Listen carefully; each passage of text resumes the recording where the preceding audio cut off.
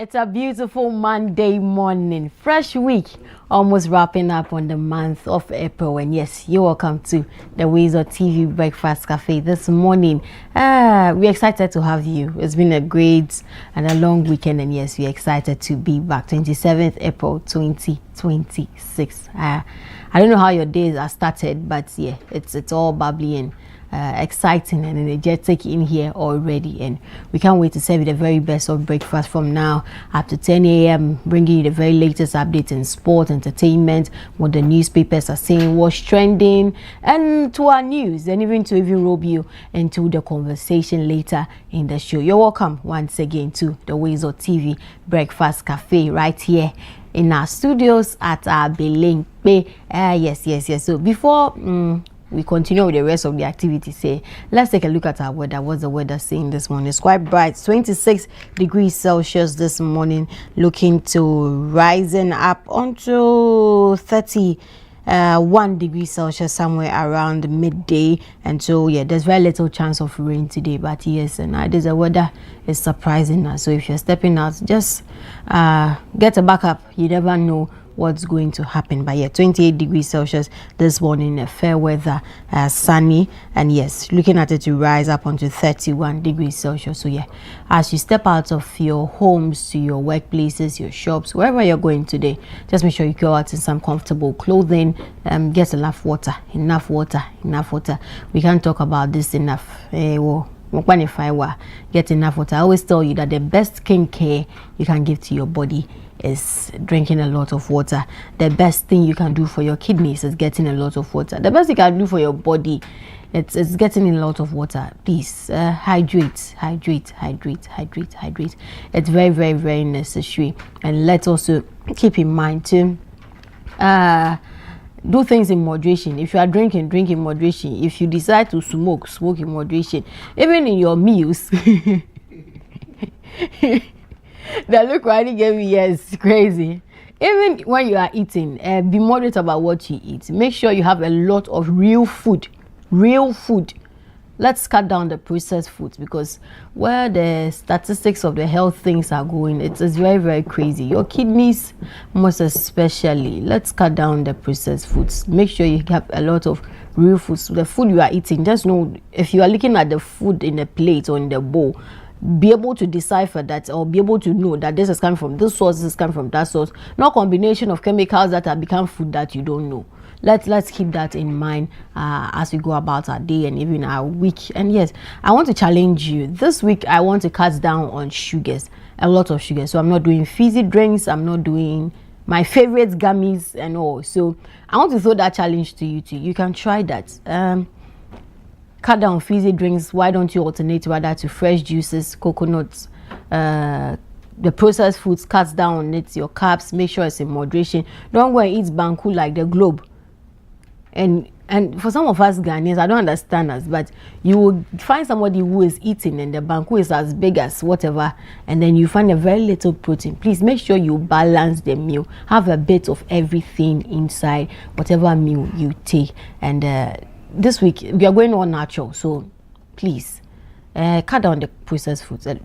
Cut them down. Keep banku by your little banku, your pepper or your soup, your stew, your protein. Let it be balanced, very well balanced, and so we can. At the end of the week, you see how you be feeling, and if you have time to do some exercise, maybe an hour skipping, brisk walking, do something. Burn some calories. Let your body thank you. And believe you me, if you do this religiously from today up until Friday or Saturday, you will see how light you'll become and how your body will thank you. You will really love your the new you, how you will be feeling and all. And so let's take up that challenge and let's meet at the end of the week to share our success stories. But before I rob in my co-chefs, And let's take a look at our motivation this morning. Let's motivate ourselves. Let's have something we can move on with for the rest of the day this morning here on the WoezorTV Breakfast Cafe. As we always do it, giving you pretty nuggets to go about your day. And so our motivation for this morning, before they even bring that one in, okay, so Edwin Elliot is saying something to us this morning. He says that by being yourself, you put something wonderful in the world that was not there before. By being yourself, you put something wonderful in the world that was not there before. And this is coming from Edwin Elliot. In a world where everybody feels the need and the rush and need to be like other people, it's okay to look up to somebody. It's okay to have the person as your role model. It's okay to idolize the person, love the person to bits. But see, being yourself is one of the realest thing, or one of the best gifts you can ever give to yourself and even to the world, because everybody is taking. Everybody has something peculiar they are doing. And so what are you bringing on board? And it starts by being yourself. The moment you shift from following the trends, the moment you shift from going with the flow, the moment you shift from trying to imitate somebody to the very latter, and asking yourself, who am I? What am I here to do? What is my purpose on earth? Identifying what exactly you are here to do and going on by being yourself, executing it, not following somebody else's templates, going by your own template. You introduce something different into it. You make the world a wonderful place to live in, because now it is you and your template. Randy is being Randy, Karim is being Karim, Karen is being Karen. Nobody wants to imitate any other person. Let's all chat our part and go accordingly. Just by force, actually, you want to be like, say, the former president Jerry John Rawlings, and so you come and then you want to talk like him. But Charlie, it doesn't work like that. What about you? You also have your voice. How about speaking like you? How about doing things like you? You want to be like one Osofo, so when you get up, it is cutting your hair like him, dressing like him, please, talking like him. Be yourself. You are looking up to a certain singer, and so when you get up and you get a microphone and you want to sing, it's all like trying to sing to imitate that person. Charlie, let me know if you're. Be yourself. Be yourself. Be yourself. And especially to our singers, maybe this one I want to talk to you. You in Ghana now, you have Ghana this, Ghana that, Ghana this. Meanwhile, you are not the person. You have a way you sing. It's okay to look up to the person, try to pick up a thing or two from the person. That's okay. But trying to imitate to the latter, and let's look at it again. Go back to your notes. Go back to your plan. Is that how you started? It's okay to admire the person. It's okay to want to be at the height the person has gotten to, or even be more than the person has gotten to. But don't imitate and imitate to the very latter things. Be yourself. Can we have the motivation on screen again? You can take a shot of it. You can screenshot if you're watching us online, whatever it is, and let this be your guiding light for the week. By being yourself, you put something wonderful in the world that was not there before. And so this morning, this is the word of motivation I leave you with from Edwin Elliot. Let's take a quick break. When we come back, I introduce Michael Shares.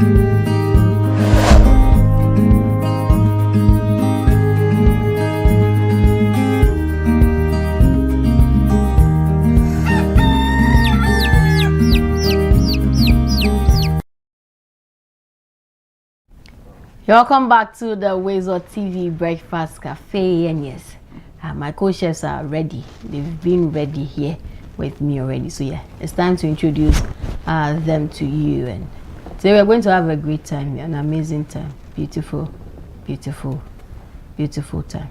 Where they are all looking sharp and nice and all nene. I think your family members, when they see you today, they should be testing you for agents 2K. They should be what? Texting. It's too early. They should be texting you and be calling you for.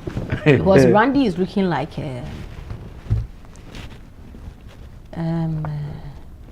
it's okay. You see those pastors that when they are going for Easter convention, Christmas convention, they go into their closets and bring their very best suits. They're looking like one of them. Convention grounds, and they give back-to-back drapes. So, ladies and gentlemen, also Randy. Thank you. Hallelujah. Also, for what to say? I mean, I don't know. Now, swear. Also, me who you? Yeah. We can cause it. Echo you. Also, I was out and about. Who can he? I left Accra Saturday. Okay. 12 and 12. Okay. LBG again. LBG. Oh no, I thought, it's not LBG, limited. So by I know what exactly you're saying. Limited so by guarantee. It's just simple, like LBG. Okay. And so we're out to the OT region for this month. Yes, we went to Odomi Akpafu Chips Compound. Okay. Yeah. Okay. Because after Jessica. Okay. Yeah. So yeah, we went to. So that's actually Sal. Sal. Yeah. Okay. The name of the was okay. Yeah. So. Yeah. Okay. So yeah, we were there. It's good you're traveling. You're seeing Ghana. Oh yeah. So when the people from that side tell you their stories, you listen. Oh yeah. Reality day. People they go inside. Bro. No be joke. So it was a great time there. We visited the Chiefs compound. Then the members of the community are doing actually great work there. The Chiefs compound, the building is quite deteriorated, but they are mobilizing resources. So like a communal labor. Yes, to renovate the facility. Yeah. They're really doing some good job there, and I think they need a lot of help. I think most of the communities around that area still hold on to the old way of practice, like how they lived together and all of that. So they really raise funds to do some of these projects in their own capacity, not necessarily waiting for the central government to do that. So some of them do that as well. It was a great time there. Like I loved the environment, and yes, from there went to Huli Waterfalls. Huli. Yes, Huli. Okay. Huli, yeah. Yes, so it was fun to. Okay. It was beautiful. Next time, go to Akbom Waterfall. Okay, we'll move further. That'll be for next year then. Okay. Yeah. Then from there we came to Hohoi. Okay. That was where we drew that curtains because people were tired. Okay. Yeah, but it was a great weekend. I mean, fulfilling, seeing the people so excited, and to think of the fact that the things we sent to them were actually things they really needed. And the assemblyman said something profound that a few years ago he lost his baby in that same facility because there was no ambu bag. What's an ambu bag? An ambu bag is like an equipment that helps babies breathe. I don't know what they put in, but it aids in breathing for like newborn babies. So the child wasn't able to breathe. They couldn't get a vehicle. At about 2 hours when they got a vehicle to be able to transport it. By the time they got to the nearest bigger health facility that had an ambu bag, the baby was dead. And so he was particularly excited that we bought them the ambu bag. So yeah, this year we're focusing on maternal and childhood. So we gave them new delivery bed, a new delivery set, a suturing set, the ambu bag too, and some other things, IV fluids, medication and all. God bless you guys. Amen. We need there should be people. But you get in touch with me and be sending us. Solicit for it. I mean, just write to the marketing department of WoezorTV. I mean, run some partnership with them. Okay. The man is sitting in front of you, and you are going around the bush. Oh, it's Must true. you go through Jesus Christ necessarily to go to God when you can have access to God? Okay. That is my layman's thoughts. Don't argue with me on that. So if you have access to God, Karim is God. No, I'm saying if you have access to God, that you can go to God straight, direct. Why do you go through Jesus Christ? Protocol. Why do you waste your time? Protocol. Break some protocols, man. So yeah, Randy, that was it. Oh, great weekend for you. It was a great time. And yeah, and I saw Logba. Yeah. So I think you didn't go to Tota. No. Yeah, so I saw the Bradley, Logba Alakweti, Akusame, Vinta. Yeah, a few others. There are about 7 or 8 towns. Yeah, along the road. Yeah. You for your hometown is nice too. Yeah, and the people are beautiful too. Oh, you should have, paid for some pear. The avocado. Yeah, I think this is the we season. Got a lot. Yeah, that's the basket. That's the a lot. Yeah. The people from Odomi, Yeah. I'm sure that place, if you food, they can use avocado to beat you. And good news is that the 24-hour economy market will be built around that area. One of the, I think Akusame or Vinta, one of them. Okay. So it will help boost the local economy in that area. Imagine selling pear overnight. And you see, that place is closer to the transit point, Ohwe now leads to the Voltan of now OT, and then back to the main northern part of the country. So it's always a transit point for them. Imagine having that market around that area, what it means to the people. Yeah. Visionary. Very. It was a beautiful weekend. I really wish I could go back there. Try, I didn't want to come home. Oh, try. You enjoy. It was only the network at Ohwe that, hey. Yeah, I think the entire region has a problem with network, especially Telecel. Yeah, the whole of the weekend Telecel didn't even work at all. And I heard it was like something that started for almost a week or two now. Charlie, it was crazy, but that aside, it was so beautiful. The food and all. Yeah. Like Banquet Lapia, they gave us at the restaurant there. For how much? It was relatively cheap. Yeah, very. Less than 200 cedis. Very. I mean, that's if you compare that to what you eat in Accra. Just say the Accra, yeah, buy him. They're living the voter. We live. No wonder Open now seated here beside us, carrying good money. We will leave. We were carried away. We forgot that you were here. Yeah, you were here. Good morning. How are you? I'm in the spirit. Hey. Are you assistant pastor to Randy? No, we're here. Charlie, good morning. Good Charlie, morning. how are you? Good day upon me, burden. Everything I read. Everything, Chris. Bless up me, burden. Man. Bless up me, burden. Jah Rastafari. Now he's telling you a story about her visit to the Volta region. Yeah. And I realized she's just sitting down, nodding your head and listening to her. You know, every day I say travel and see. Yeah. Oh, yeah. So finally, she's traveling and she's seeing. Well, I'm seeing a lot. You know, you get to experience the Ghana proper. And understand that Ghana is not only Accra and Kumasi and Takrady and Cape Coast and Tamale and Bolgatanga and Wa and Sunyani and Techiman. You understand? Yeah. People should see that there's a lot beyond the capitals. That there's a lot happening in a lot of the communities. Yeah. And that sometimes the slightest of item can be that one thing that would bring so much relief to people. And so kudos to you and your team. Thank you. For the work that you are doing. And would continue doing. And of course, we'll also take advantage of the opportunity to call on the general public to continue doing. You know, it's nice that we all, as it were, complement the work of the government of the day. Yeah. I've always maintained that we cannot leave everything in the hands of the leadership of the country. No. That we, the people, we, the citizens, who have also been fortunate in one way or the other to have access to some small money or some network or some connections, to also contribute our widow's mite. And so if you wake up one day and you have money that can buy a thermometer and take to a chips compound, buy the thermometer and donate it to the chips compound. If you can buy a glucometer, buy the glucometer and take it to them. If you can buy a BP testing machine, buy it and send it. Is it a bed that you can buy, one bed? Buy it and take it. So the little that you can, go and contribute, you know, your widow's mite towards building the community. Even if it's not a hospital or a chips compound or a polyclinic or medical center that you can do this for, you can also do it for a school. Go and donate school bags if you can. Go and donate shoes if you can.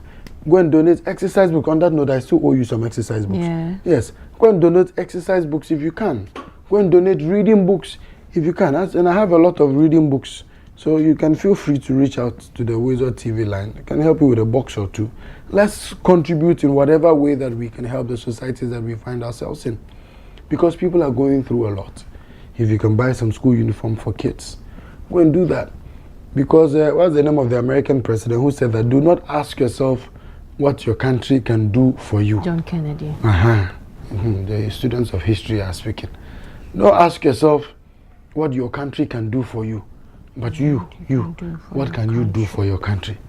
What can you contribute to your country? You should not always sabotage. Don't sit there and be praying for your country to fail because your government is not in power. Don't sit there and be praying that light should go off every day because your government is not in power. I saw a post on Facebook of a young man who came to lie that his 300 and something birds have died as a result of doomsday. Randy, even me that I'm not an agriculturist, me that I'm not a poultry farmer, I know that light off does not kill layers. Even the day-old chicks, even day-old chicks don't need. No, I want the even day-old chicks. What is our is cold, right? Cold, yes. I want the even day-old chicks. Ready? Till today. I don't know if it's tomorrow that the guy will bring evidence. We've asked him, provide evidence. Give us video. Let us see the dead on Kuko. So now, the Kuko have been showed up. But how will he conclude by saying that? Lies. He's just lying.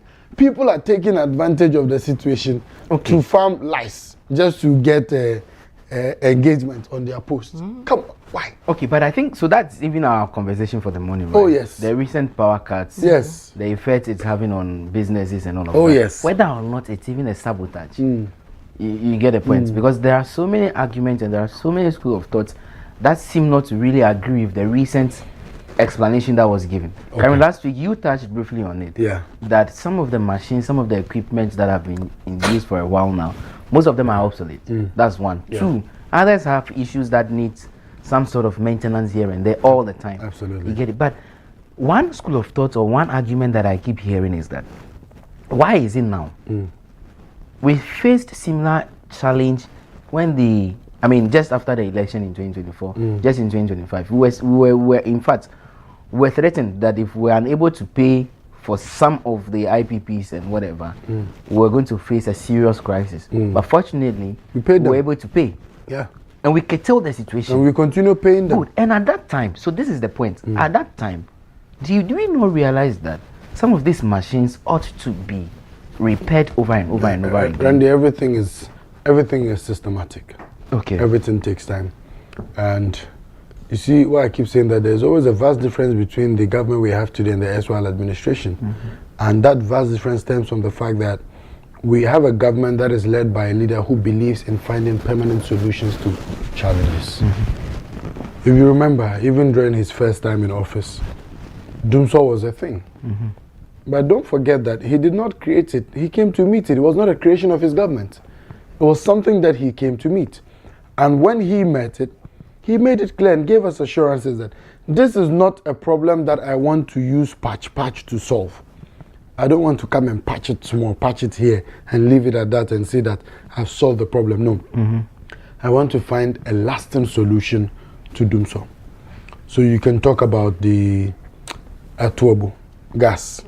You can talk about car power. You can talk about Ameri.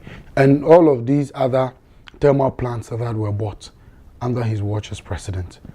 And those were the things that came to solve our power issues. Don't forget that. We left a perfect system, or maybe near perfect system, before we left office in 2017. Yeah. And what happened? For 8 years, the next administration came in, old IPPs, they were not paying them, and so we're consistently having issues with power. Gas problem, fuel problem. So, Randy, there was a lot of mess within our energy sector until, of course, this government came into office again. Legacy debts that were owed by IPPs, what happened? We paid them. Yeah, but Karim, you see, good point too. But don't forget also that the other side that we shouldn't be blind towards is that the lights were kept despite all these challenges that you have painted. The lights were not kept. No, hold on. When anybody, hold on. Randy, I won't allow this one. Hold on. No, when hold anybody on, says the lights were kept, hold on. I won't buy it. No, you know hold on and listen to what I'm saying. Listen to the point I am building. Because I have experienced the power cuts for a while. Yeah. I was in Ho even on over the weekend. Yeah. And not once, not twice, not thrice in a day, you would have your lights go off. Okay. And it takes longer hours. So sometimes 2 hours, 3 hours, your light. Yes, I'm being sincere with you.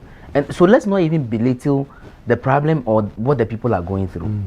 Sincerely, if you compare what is happening currently to what you want to say, it might be comparing apples to oranges. Because regardless the challenges you have just enumerated, and no one can run away from it. And that's why I also want to think that, look, there is some sabotage somewhere. I am just thinking as a layman.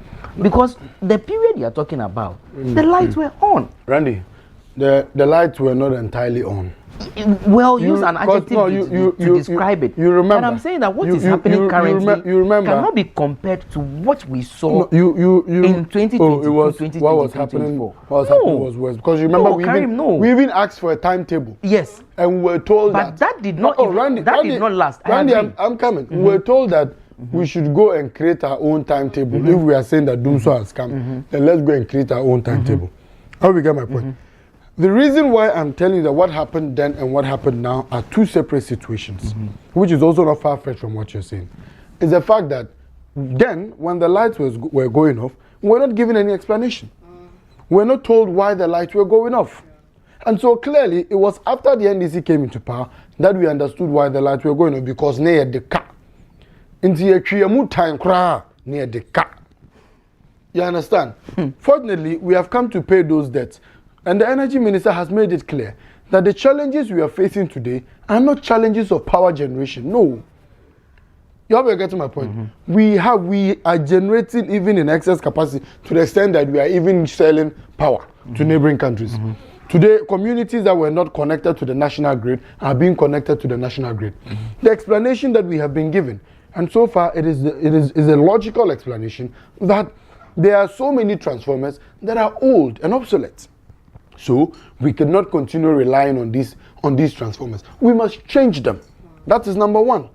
Two, we're also saying that populations continue to grow. And as the populations continue to increase, we cannot keep relying on one transformer to serve a transformer that used to serve, let's say, 10 people. Now that transformer is serving 100 people.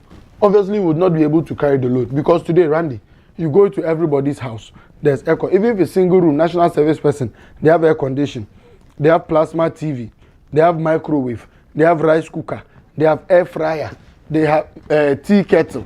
They mention them. All of these equipments, and about 100 people, 150, 200 people using one transformer that ordinarily should be serving 10 people. You should definitely expect that you won't get the powers you're supposed to get. In the wisdom and thinking of the energy minister, he says that, hey, we must do better.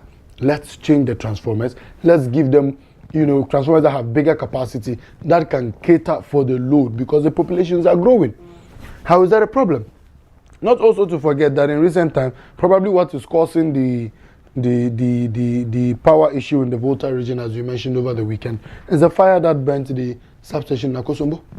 Right? We're told that we've lost over 1,000 megawatts of electricity.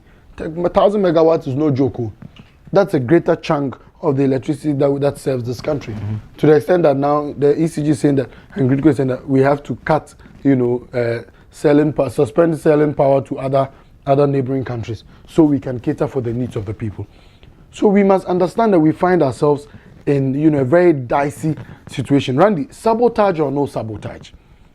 The good thing is that we have a leadership that is committed to finding lasting solutions, and a leadership that is proactive. In all of these things, they have acted, right? So sabotage or no sabotage, the Ghanaian people will not listen to excuses. The Ghanaian people want results, and results we shall give them, and results we are giving them.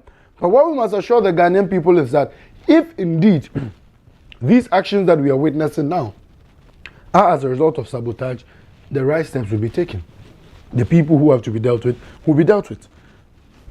So the Gridco boss has been told to step aside for the time being. Yeah, for further investigations. Right? There's been a shake-up in the, ECG leadership in the Ashanti region because we are told we've heard a lot of stories that there's some sabotage within that place.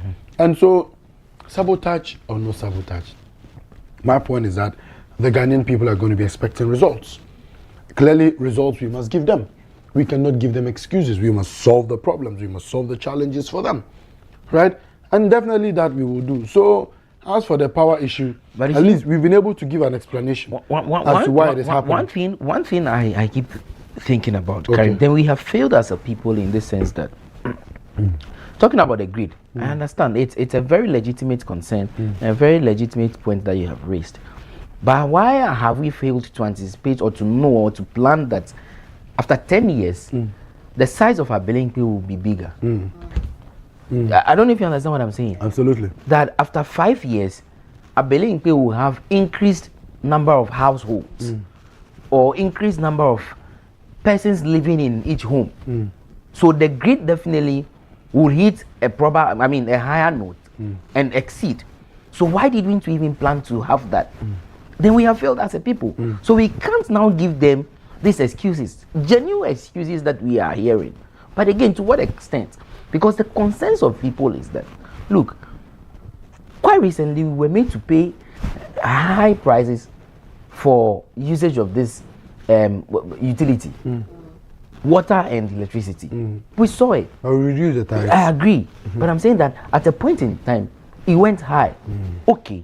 2, people rely solely on this grid for businesses. And they don't really care the too many excuses we are giving. Yeah. Genuine or legitimate excuses or not. They feel my cold store is running at a loss because of the power fluctuations. The phone repairer feels that, or the phone dealer feels that his phones keep burning or whatever because of the power cuts every now and then. What is the immediate or the interim fix to ensure that, look, businesses don't suffer some of these things?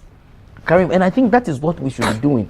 Yes, today we know the minister will speak at the accountability series or government accountability series. But beyond the talk, what next? Because it's terrible. Genuinely, people are going through it like it's bad. The 24 hours, you may have light for just 5 hours or 6 hours. Businesses are collapsing or businesses are folding up because of some of these things. So to what extent? And you see, I know that every now and then they do this routine maintenance work on some of these substations. And I'm talking based on what I know from the Volta region, particularly.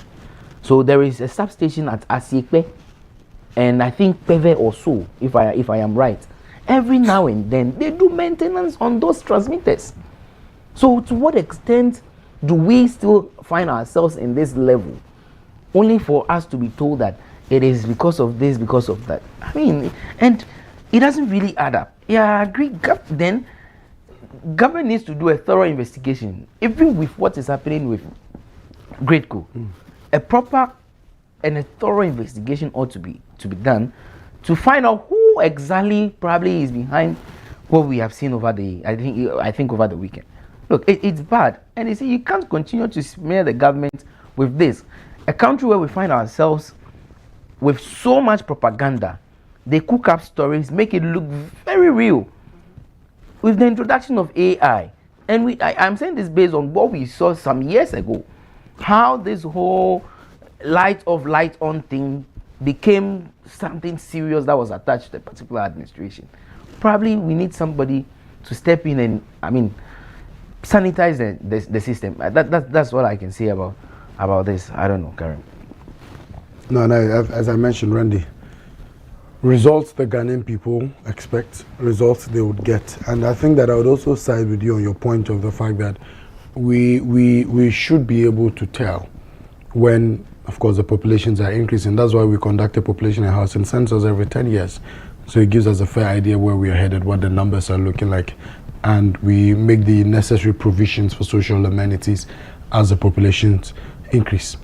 Clearly, I want to believe that that is what the NDC has recognized, and we are taking the necessary steps to fix that. Perhaps You see, what people must understand is that, and on this note, that one, it will also be a plea to the Ghanaian citizen that something must go for something to come. You see, we must be willing to sacrifice something in order to get the development that we seek. And that's why sometimes we will demolish people's properties to be able to build roads. We would demolish people's properties to be able to build schools. We would inconvenience people to be able to put up hospitals. And so, in order for us to be able to fix these power issues, we definitely would inconvenience people. I'm not speaking as though the light doesn't go off in my house. It goes off in my house too. I feel it as well. Yesterday in the morning it went off. I was sleeping, I heard my AC go, then the canadum, and I had to open the windows. You understand? So we all experience it in one way or the other. But I'm just saying that we would all experience, you have to sacrifice something in order to be able to benefit from something.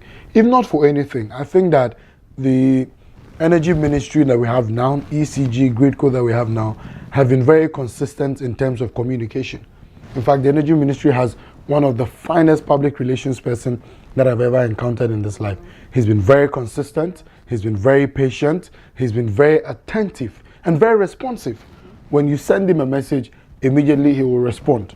When you call him, he would answer. You tell him, Charlie, my light is off in this neighborhood. He says, I'll get back to you. And Randy, trust me, within 30 minutes, the light will be back on. Mm-hmm.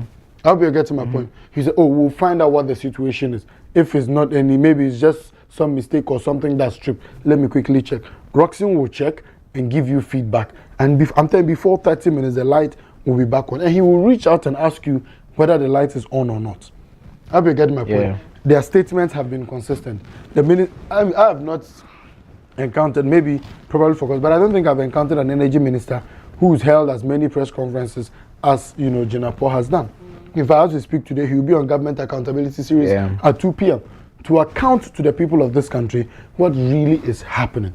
Somebody has told us to go and draw our own timetable. So if not for anything, I think that Ghanaians should take consolation in the fact that we have a government that's attentive, a government that listens to us, and a government that's responsive to our plight and taking the necessary steps to salvage us and also bring us up to speed and carry us along with all of the things that they are doing. Okay. I think that enough should be enough consolation for us. But let's be patient. Let's be willing to sacrifice a little inconvenience, just a little inconvenience for the greater good. I think that if we all move with that mindset and that understanding that opportunity cost, as we are told in economics, that something has to give way for something else to come.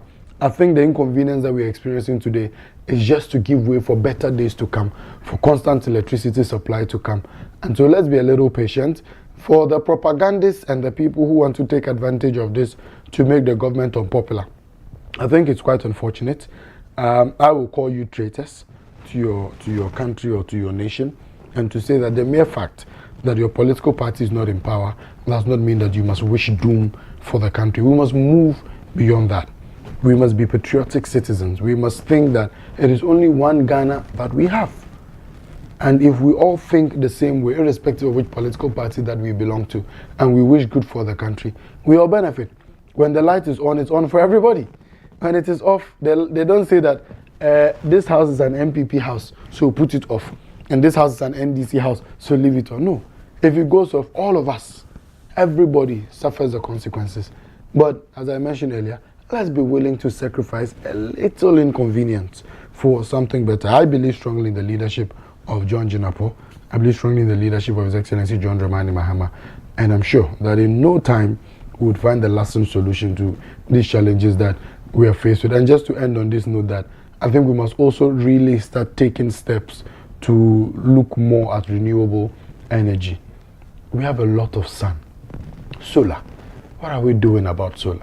If the government cannot take it up wholesale and put it in place, I think that private sector investment should start to be looked at. Because government has given us a certain commitment that by 2030 we would see some huge investment, and that will move the national a certain percentage of the national grid to solar energy or renewable energy.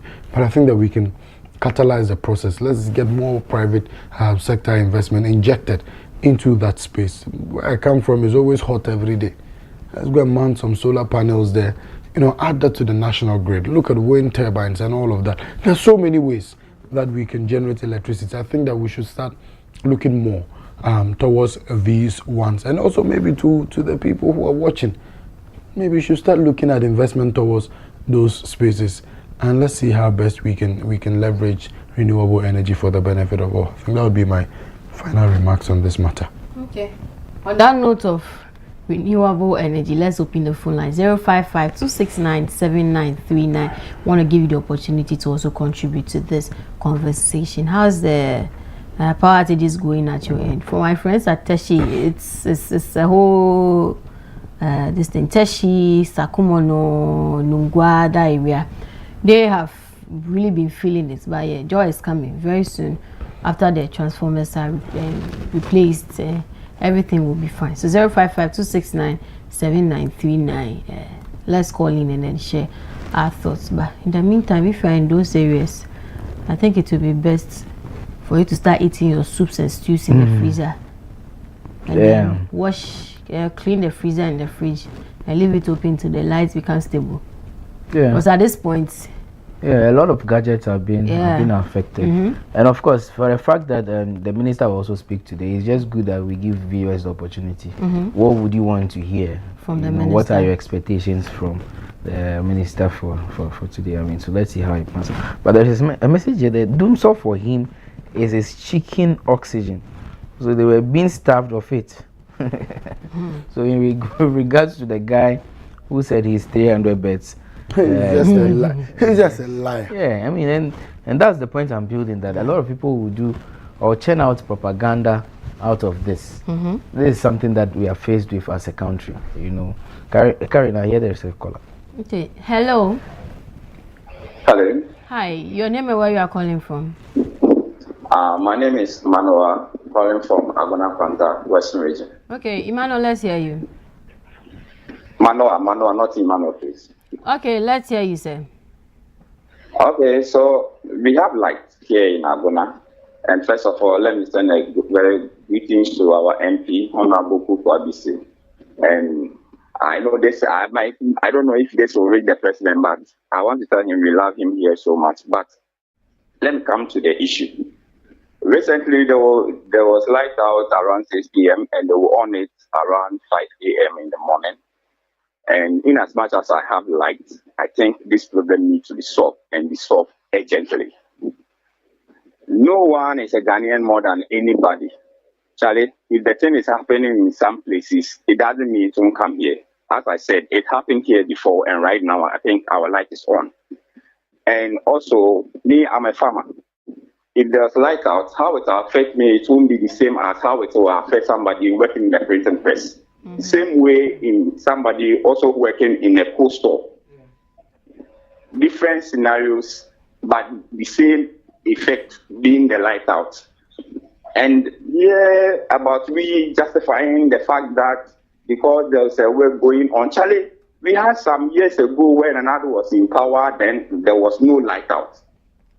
Let's put party colors aside. Me, I have a party that I joined, but that doesn't mean that when something is going wrong in the current system, I shouldn't say it.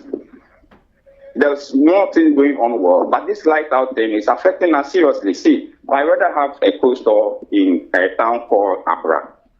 Recently, there have been light out, and yesterday it was messy. Charlie, all the fishes, except the chicken one, the chicken is okay, but for the power and stuff, all of them are spoiled.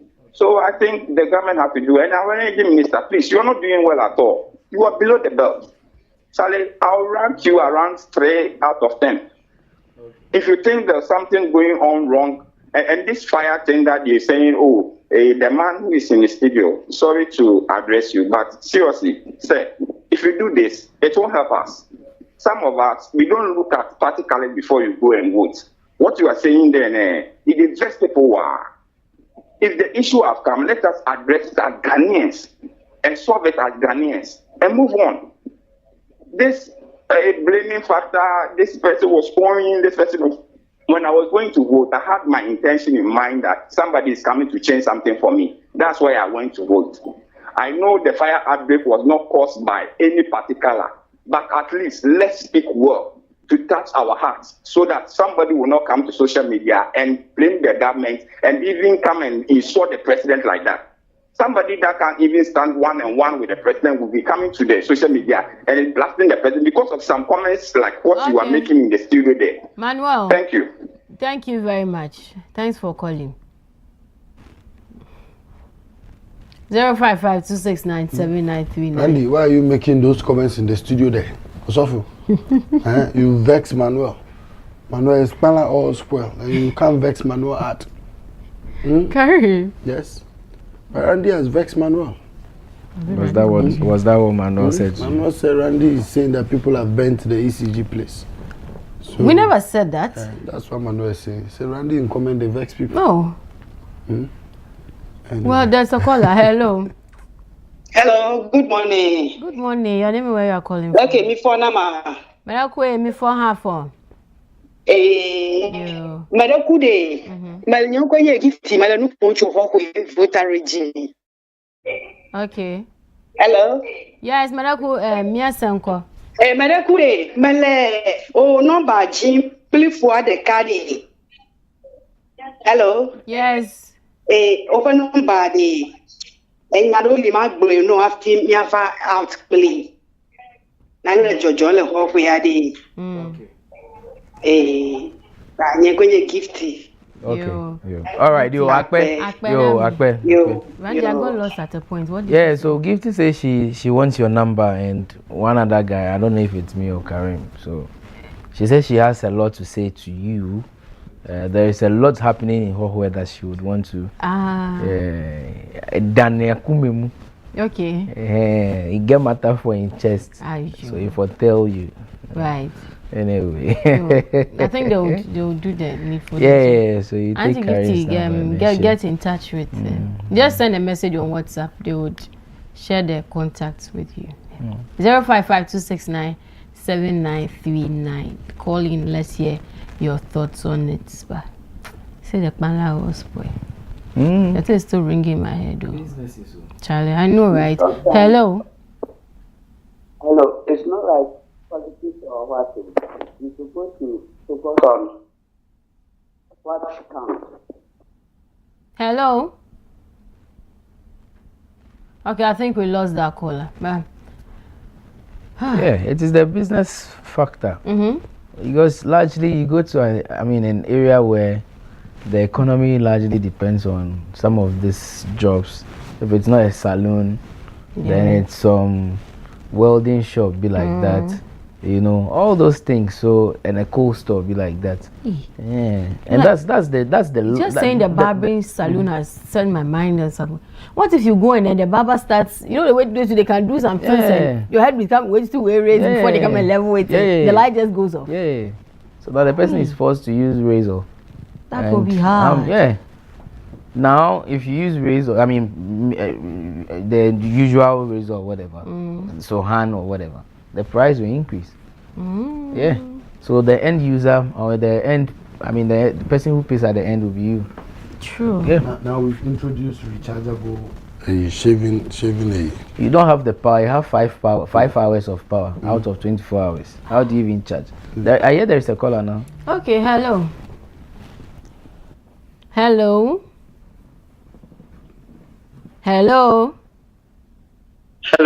Hi, your name and where you are calling from? I'm calling from. My name is Ernest. Okay, Ernest, can you position yourself a bit better? We can hardly hear you. Okay. Hello. Can you hear me? Yeah, you speak and let's see. Okay. When my brother said something, he said that we should also introduce solar system to our electricity district.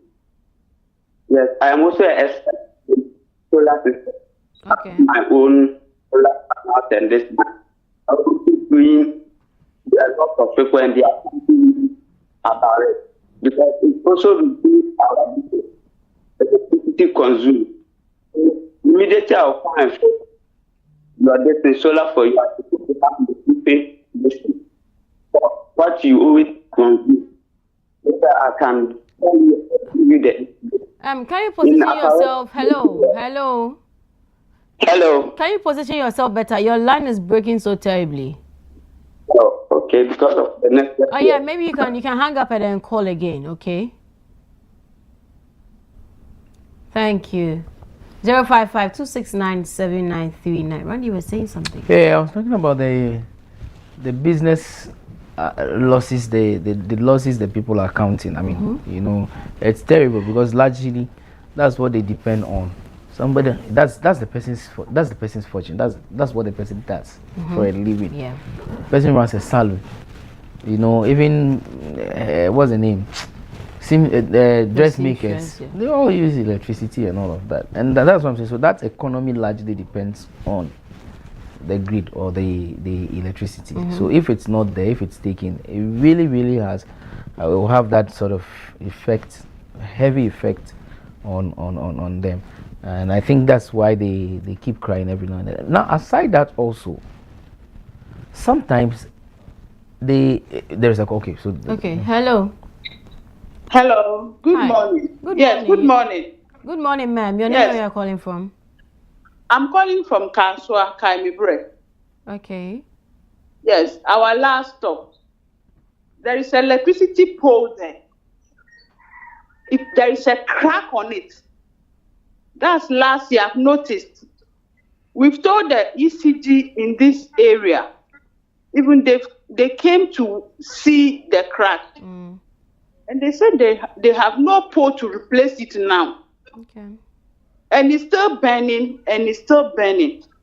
I'm afraid that one day, not even the blackout is my problem. Killing of an innocent person, that is only my problem.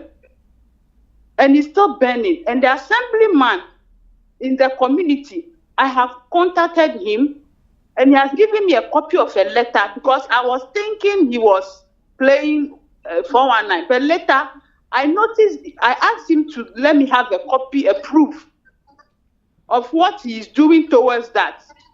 And he has given me a copy and a letter that he sent to ECG since last year. And they've come to have a look. And it's still going. It's cracking. I'm afraid you people should call ECG, Kaimi Bread, the last stop. Okay. There is a pole that they are aware of it. They should come and replace it before it causes havoc and kill an innocent person. I'm not interested in the blackout, but the death of somebody because of their negligence. While they will take their pay by the end of the month. That is my problem. Kaswa Kaimi Bread, last stop. Yes, there is a pole there. Ask them, they have come there to check it. And they said they have no pole to replace. That is my burden now. Thank you. You're welcome, ma'am. Thanks so much for calling. And ECG, please do the needful. Which one is you don't have pole? Wastage. Which one is you don't have pole? We are waiting for the thing to do and then kill somebody before. And come to think of it that they've come to assess the thing, and an assemblyman has also written to them. I think that's really one of the challenges that we have in this country, and we've said it time and again, that people just occupy offices and they don't do the work. That you're a public servant who has been given a job.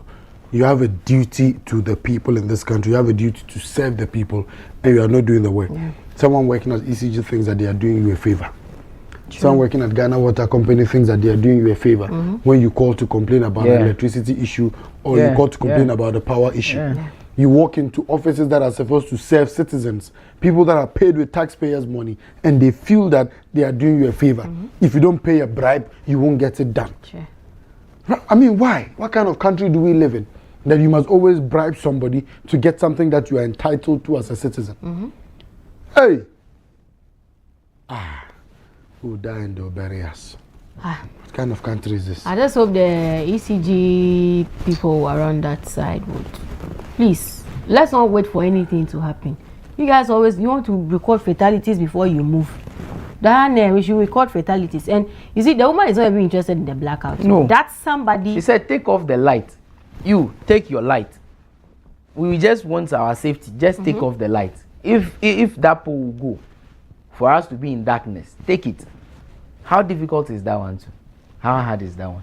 And this one too, will be dragging it like Kokoro Doka.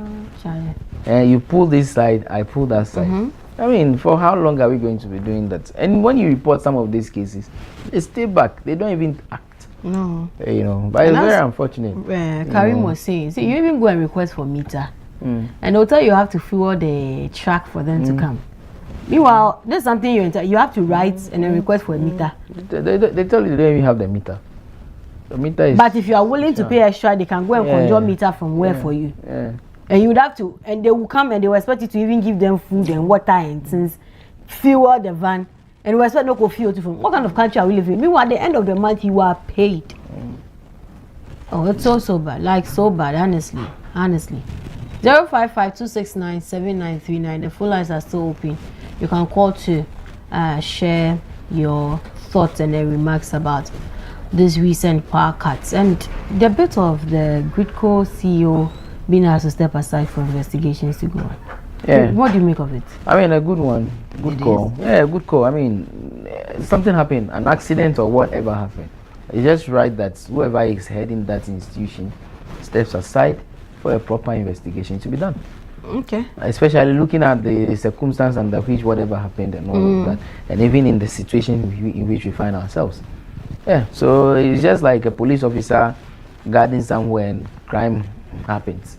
Of course, you'll be interdicted for questions to be asked and all of that. Sure. If nothing is found wrong anywhere, you are reinstated, you are in position. And I think it's the best way to go, to keep CEOs on their toes. Yeah. To keep directors on their toes. You don't just, like, it's the same thing we are talking about. You are paid to work. You don't sit in the office and expect the work to be done. The president himself is going on the ground. He is going around from one place to the other, and you as CEO, you are sitting in your air condition. How then do you ensure the job is done? So it's good. I'm okay with it. If that is going to even happen across board, yes, it's to keep them on their toes. Ask them the questions. Step aside. Why is this like this? Why is this happening this way? Then they will know that yes, indeed. Because now I was saying earlier that the power issue again, aside the losses with the businesses, there is another loss that the people are talking about, which is the gadgets that they lose every now and then. They are televisions, they are decoders, they are fridges and all of that. Because of the fluctuation. So this chiplo within an hour, it can go off like that. Then I realize, Charlie, the gadgets are bad. You see, and that is another cost that people are talking about. At least not the people who are running the businesses, but individual homes. Today your TV is burnt because there is some sort of power cut somewhere. There's a caller. Let's pick up. Hello. Hello. Hi. Your name and where you are calling from? Please, my name is Daniel. I'm calling. Please, can you stand well? Position yourself. Please. I'm Daniel. I'm calling from Eduko. You're calling from? Eduko. Right, sir. Let's hear you. Okay, I just want to ask whether the UCD workers, they doesn't know their work works. Why do you ask because that? When I want to ask whether the UCD doesn't know their work or what. Why? Because from what I'm seeing, when they are giving light out, where I am now, they don't give medication, they don't give any notice, they don't give anything. They can off the light. They can off the light almost like 7 times. That I've been sleeping the darkness for a day.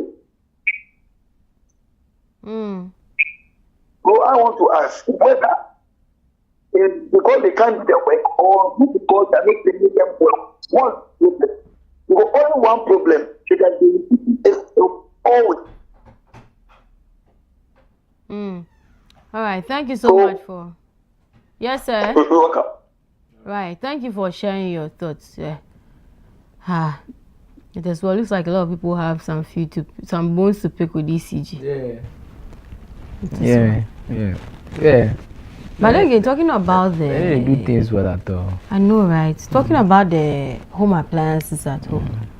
I'm just thinking about mothers who have careers and have like 3 children. Most of them cook in bulk and then store in the freezer and things, and then they just bake thaw and then off we go. And with the whole power thing. Yeah. So beyond the businesses, individual homes, everybody is feeling it. Yeah. Everybody is feeling it. Beyond the businesses, everybody is feeling it at home. Because now at least modernization has made it that every household at least will have a fridge. You know. Yeah. So definitely you prepare your food, you store it in the freezer. Let me say there should just be a quick response to it. Honestly, we don't know when, we don't know how, but there should be a very serious attempt to try and find solutions to it, and it should be tackled. So if indeed it's not happening throughout the entire nation, they should identify the key areas that are having these issues, like I mentioned, the Volta region, seriously. So maybe attention should be given, or priority should be given to areas that have the challenges more. I don't know about Accra, because sometimes the whole week you have light, especially in my area. Hardly do you have the light go off in recent times, you know. But there are other people who are also in Accra who are also complaining that every now and then it goes off in their area. So let's give priority. Okay. Yeah. Hello. Yeah, hello. Hi. Your name and where you are calling from? I'm called Prince, and I'm calling from. You are calling from. Please, can you reduce the volume of your TV set? It's giving us feedback here. Okay.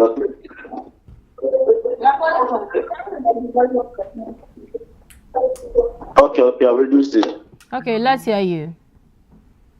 Yeah, about the life of the I heard somebody talking about the time the life. That's quite good. But this LDC, I don't know what it means. Most of our things are yet falling through like that. I don't know if they can try and fix them. Yeah. Thank you. Thank you. All right, and so thank you so much for sharing your thoughts there too. So I think that'll be our last caller for this conversation on the recent power cut. We just hope that the minister today would monitor.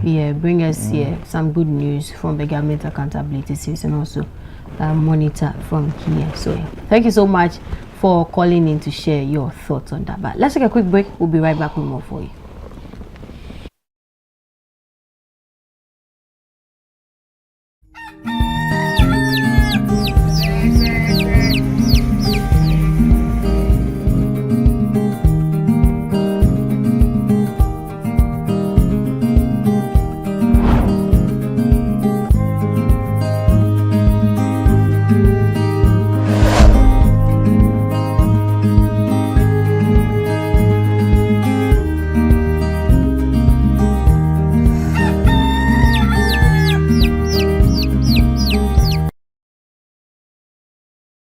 Gentlemen, I've got some bad news and some good news.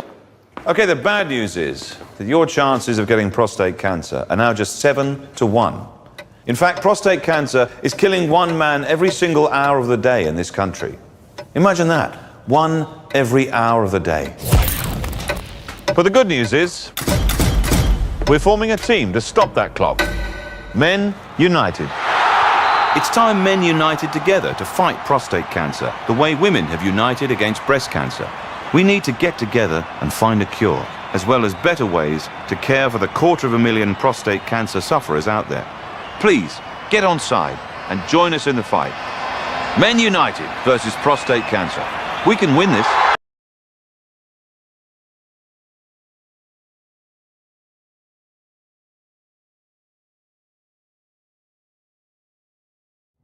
Embarrassed. Too embarrassed to speak to a loved one. Too embarrassed to speak to your doctor. Too embarrassed. When in our lifetime, 1 in 4 black men will be diagnosed with prostate cancer.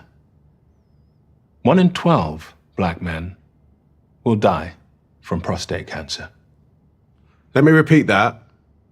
1 in 4 black men will be diagnosed with prostate cancer. 1 in 12 black men will die from prostate cancer disease. 1 in 12. That could be your dad, even your older brother, uncle, or grandfather. You need to make sure they are not embarrassed to speak to you or their doctor about it. Hey, Dad, have you had your prostate checked out? See? How hard is that? It's easy. Just start the conversation. Prostate cancer is survivable if caught and treated early enough. Don't let embarrassment stop you having this important conversation. You may save someone's life. Not just your own.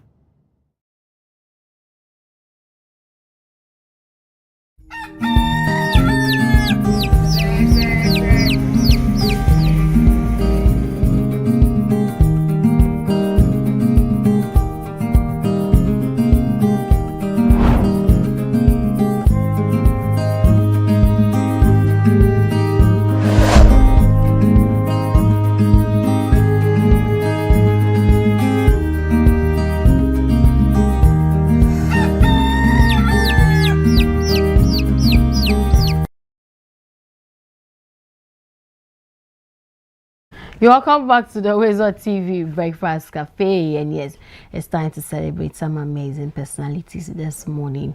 Coming back from the weekend, we have a lot of belated birthdays, so yeah, belated happy birthday to you, and yeah, happy birthday to you.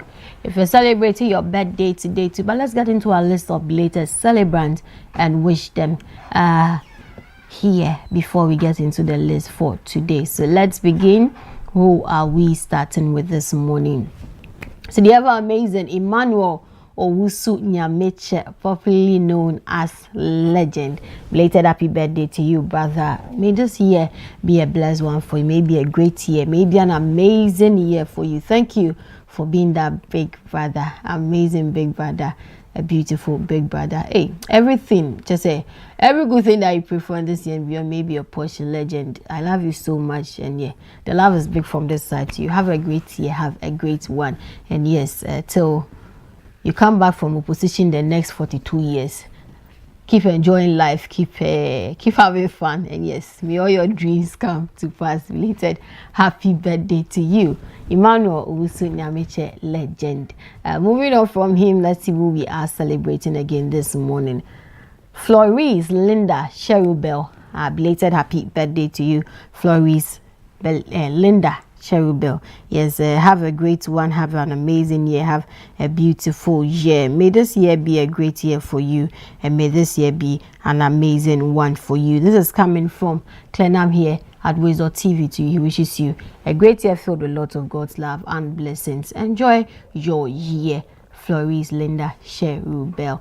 Away from her, let's see who we are celebrating again this morning. To another amazing brother, John Asongode, founder and CEO of the Eden Bar.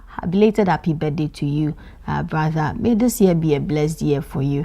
May it be an amazing year for you. Have a great one this year and beyond. May it be one of your best years yet. And yes, we thank God so much for what He's doing with your life, and can only hope for the best in the years ahead. So yeah, cheers to this new age, and yes, bask in the glory of God. Belated happy birthday to you, John Asongode. Away from John, let's see who we are celebrating again this morning. Mr. Michael Harry Yamson, belated happy birthday to you, Mr. Michael Harry Yamson. May this year be a blessed year for you. May it be an amazing year for you, a beautiful one for you. Administrator of the District Assembly Common Fund, yeah, Mr. Michael Harry Yamson. Yes, so belated happy birthday to you. May this year be a great year for you, and yeah, we wish you the very best that life has got to offer. Away from him, let's see who we are celebrating again here this morning. Trisha in Japan, it's your birthday. Hey, belated happy birthday to you, Trisha in Japan. Again, this is coming from Clenham here at WoezorTV to you. He wishes you the very best that life has got to offer, and yes, may this be one of your best years yet, Trisha. Happy belated happy birthday to you, Trisha in Japan. Away from Trisha, let's see who we are celebrating again this morning. Agnes Pepra Ankuma, belated happy birthday to you too, Agnes Pepra Ankuma. Have a great one, have a blessed year, and yes, cheers to your new age. Belated happy birthday to you. And moving on from Agnes, let's celebrate another amazing personality, Amabel, and belated happy birthday to you. Have a blessed year, have a great year, Have an amazing year from us here at WoezorTV. We wish you an amazing year, beautiful one, of course. Moving on from Amma, let's see who we are celebrating again this morning. Candy Akwasi Rita, belated happy birthday to you too, Candy Akwasi Rita. May this year be a blessed year for you. May it be a beautiful year. May it be an amazing year. This is coming from the Motion Curve here at WoezorTV to you, Candy. Have a great one. Have a beautiful one. And yes, maybe one of your best years yet. Enjoy your year. Away from Candy, let's see who we are celebrating again this morning. To Dr. Mrs. Linda Na, belated happy birthday to you. This is coming from your beautiful student Evergreen Asantua to you. She wishes you a blessed year, a great year, and amazing year. Dr. Mrs. Linda Na, have a great one. Yes, God bless this new year for you. Away from Dr. Na, let's see who we are celebrating again. Okay, so we get into our list of celebrants for today, 27th April 2026. Who are we celebrating this morning here on the WoezorTV Breakfast Cafe? So Mr. Lukman Bakari, a happy birthday to you. This is coming from your lovely wife, your kids, and your in-laws. They wish you a blessed year, an amazing year, and a beautiful year. Have a great one. Have a beautiful year. Mr. Lukman Bakari, happy birthday to you. And away from him, let's see who we are celebrating again this morning. Mama Tina Shine Efa, happy birthday to you, mommy. She is the deputy women's organizer of the NDC in the Eastern region. Yeah, deputy women organizer for the NDC in the Eastern region. Mama Tina Shine Efa, happy birthday to you, ma'am. And may this year be a great year for you, a wonderful year, an amazing year. Wish the very best that life has got to offer. And yes, may the Lord continue to bless you in all that you do. Happy birthday to you, mom. And away from here, let's see who we are celebrating again. Miss Benedicta Mawina, happy birthday to you. You are a lecturer at the University of Professional Studies. This is coming from your personal person, Joka Emmanuel at UPSA. He says that may your day be filled with joy. So Miss Benedicta Mawina, happy birthday to you. May your day be filled with joy. Away from here, let's see who we are celebrating again this morning here. So Ata Deborah Augustine, is your birthday. Happy birthday to you, comrade. May this year be a blessed year for you, an amazing year, of course, filled with a lot of God's love and blessing. Have a good one. Ata Deborah Augustine, yes, we celebrate you. Away from him, let's see who we are celebrating again this morning here. Barbara, it's your birthday. Happy birthday to you, Barbara. May this year be a blessed one for you. May be a beautiful year for you. Maybe an amazing year to Barbara. Have a beautiful year. Happy birthday to you, Barbara. We celebrate you so much, and may this year be a great one for you. Have a great year, Barbara. And away from Barbara, let's see who we are celebrating again this morning. Benedict Kudoto, happy birthday to you, Benedict Kudoto. This is coming from one of your amazing friends here at WoezorTV. He wishes you a blessed year, a great year, and an amazing year. Happy birthday to you, Benedict Kudoto. Away from here, let's see who we are celebrating again this morning. To my amazing watcher seller, who takes all my troubles and all my worries.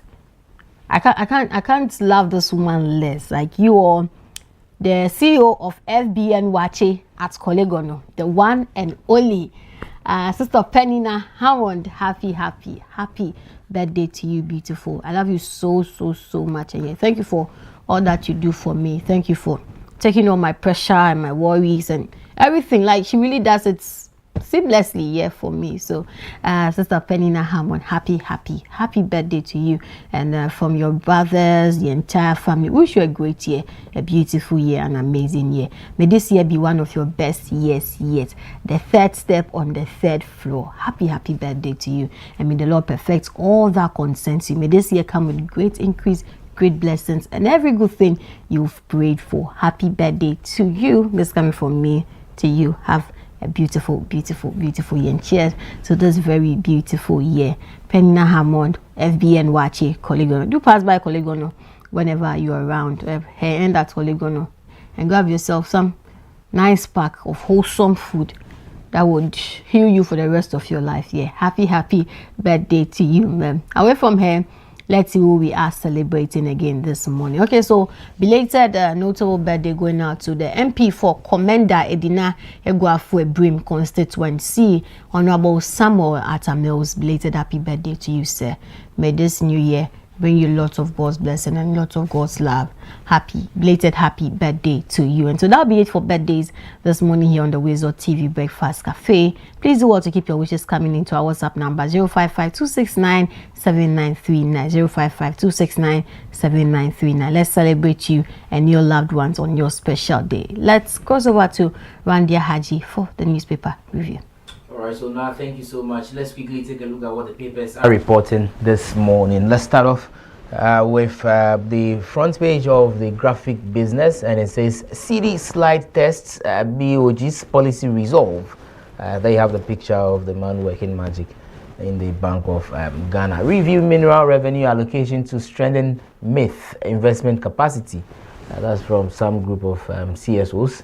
And also 49 days to save the stars. Can Queiroz winning edge survive Ghana's ultimate test? That's a story on the back page of the paper. The Chronicle says Council of Elders to Afoku help NPP reclaim northern regions as they prepare to reorganize themselves. Buankra port critical to Ghana's development. That's according to Mosquito, the paper captures. The Metro Lens also says Otumfuo Anna Nick Danso. Okay, story on the page 10 of the paper. Cancel Heath Goodfield's list now. Bondai to president. BNFT. What else do they have here? Council of States commends Bank of Ghana on economic turnaround, calls for wider public engagement. And also APSA Group CEO reaffirms nation's strategic importance during working visits. That's a story on page 3 of the newspaper. Business Weekly says Ghana's oil in ruins as oil revenues plunge from structural decline, governance lapses, and investment gaps. What else do we have? Ghana's debt ratio expected to climb to 53% by 2026, IMF indicates. Let's move on to some other newspapers. The New Crusading Guide. Bondi residents demand immediate lease cancellation on Kosi, saying, okay, we know your capabilities. NPP Council of Elders back Paul Afoku. And then no committees fix 1,000 MW power gap now. Okay. The Accra Times says Mahama sets Ghana on course for national AI ecosystem by 2030.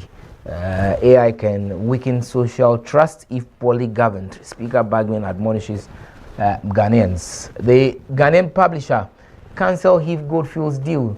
Bondi residents say court battle looms over Prestia illegal mining, and also AUCB elect first female SRC president. Let's move on to Daily Guide newspaper. Buankra Inland Port critical to economic change. That's a story on page 3 of the paper. And also Christian Divine Church calls for peace. What else do we have? Ashanti NPP Council of Elders backs Afoku for chairmanship. We'll keep our eyes keenly on this particular development as well. But let's do sports quickly. Sports Global. What can Carlos do for you? Queiroz takes charge of Black Stars with discipline. First vision as Black Stars prepare for World Cup. And also coaching can wait despite acquiring UEFA license, as Asamoah says. And also James leads Lakers to bring off playoff series win. Graphic Sports. A free questions Queiroz's 4-month gamble. Players key to success, says a handful. Okay. And Barca on brink of La Liga title. And that's it with the WoezorTV newspaper review segment. We'll take a breather when we return. Now gives us the details of the news. Stay with us, there is more.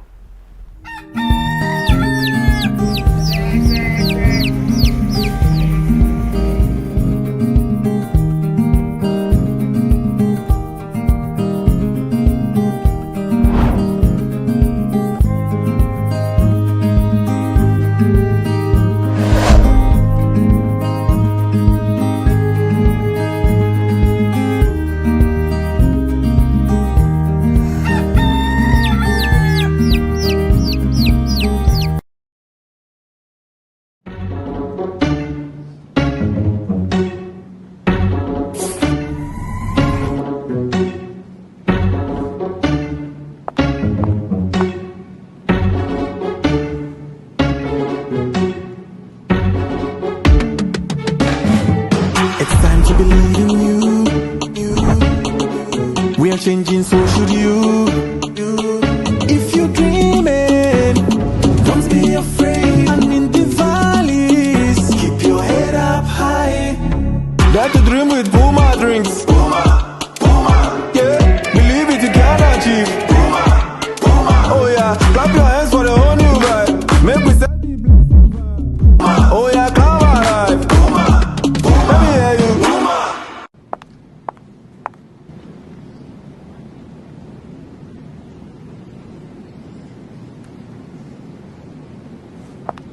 Puma drinks, a whole new vibe. Another quality product from Casa Precon. This advert is FDA approved.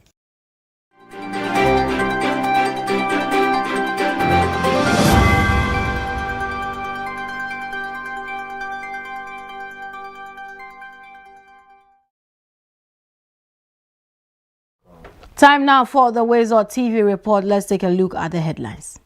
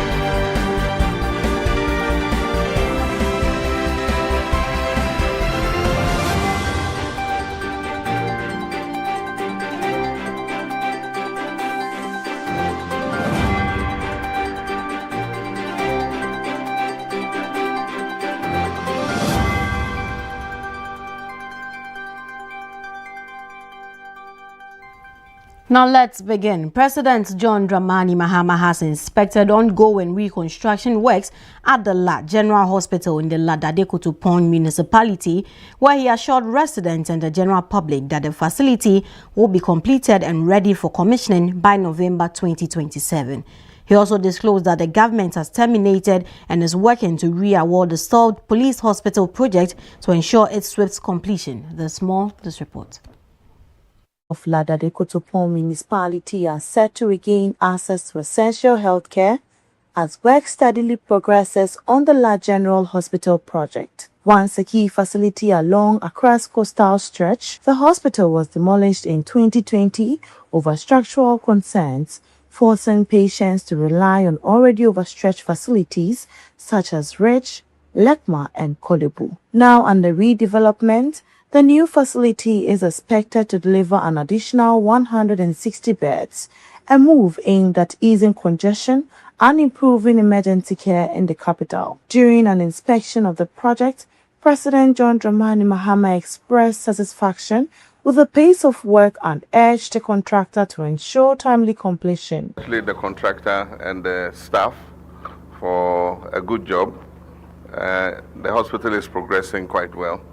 And we want to make sure that it doesn't stall and that it continues and is delivered on due date. The contractor assures us that by November 2027, we should be able to commission this hospital. The president also outlined government's broader efforts to address the persistent no-bed syndrome, including plans to repurpose an emergency facility at Burma Camp to handle critical cases. We discussed with the minister to see how we can sort out the issue of emergency hospital beds when people have an accident or they have a medical incident, most of the time at night.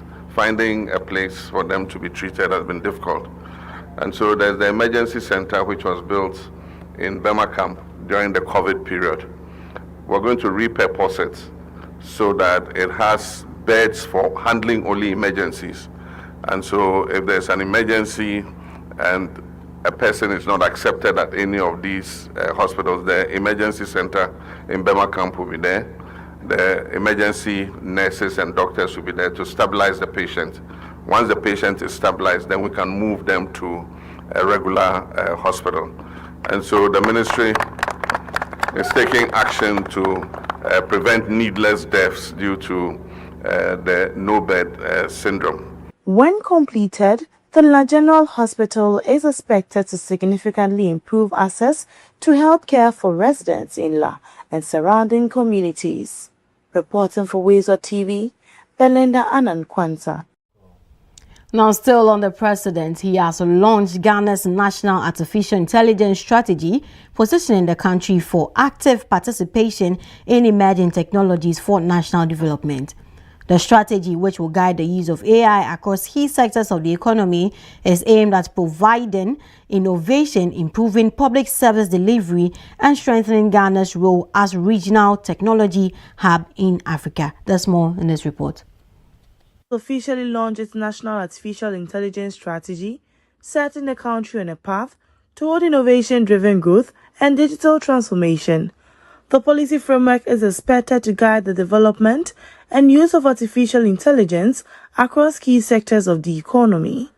Minister for Communications says the strategy goes beyond technology and focuses on national development. Let me state clearly, this strategy is not solely the work of the Ministry of Communication, Digital Technology and Innovation. It reflects the collective intelligence of a nation mobilized under the vision of His Excellency President John Dramani Mahama. Your Excellency, this journey has been deliberate and inclusive. From the outset, we were clear from a policy perspective. Artificial intelligence is not just a technology issue, but a pathway to advance national development, and this strategy impacts governance, education, health, agriculture, industry, economy, and all spheres of society. President John Dramani Mahama noted Ghana is determined to take an active role in shaping emerging technologies. It's a great honor to join you today for the launch of Ghana's National Artificial Intelligence Strategy 2025 to 2035. This is a significant milestone in our national journey towards a digitally empowered, innovation-driven, and globally competitive Ghana. It's also a statement of intent that Ghana will not be just a passive consumer of technologies shaping the future, but that we're going to be an active participant in designing, governing, and deploying them for our national transformation. The strategy outlines plans to position Ghana as a leading AI hub in the region, with investments in infrastructure, skills development, and innovation. It is expected to be implemented over the next decade to support economic growth and improve public service delivery. Reporting for WoezorTV, Belinda Anankwanza.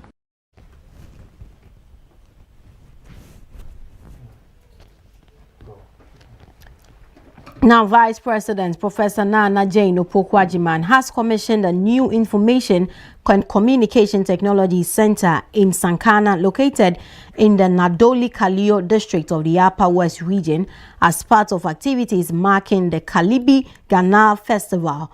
The facility, known as the Pogna Pirima Maluma ICT Center, is expected to enhance digital access for school children and the wider community. It will provide shared computer access, reliable internet connectivity, digital learning resources, as well as training and technical support services. The Vice President has emphasized that the access to technology opens pathways to knowledge, broadens opportunities, and strengthens economic participation. She noted that digitally connected communities are better positioned to compete, and innovate in today's global economy.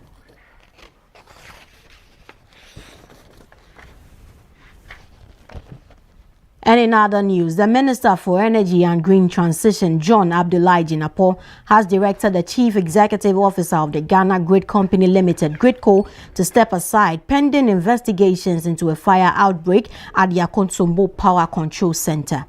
The directive comes in the wake of a major fire incident at the facility, which has significantly disrupted power transmission and contributed to widespread outages across the country.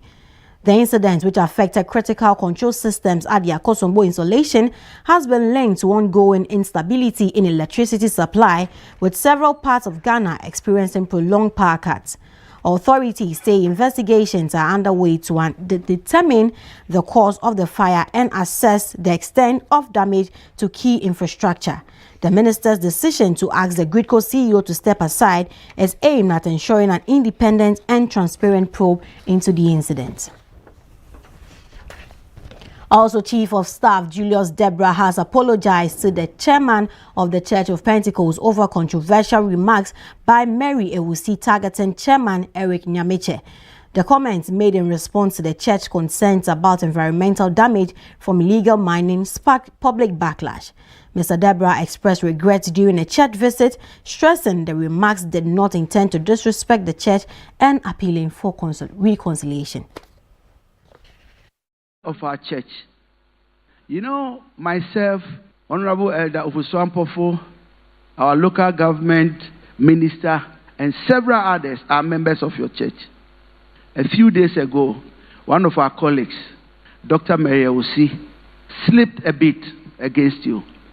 And I want on this occasion to commemorate my birthday, to let the whole church forgive us. It was just a slip. It wasn't intentionally done to malign our church.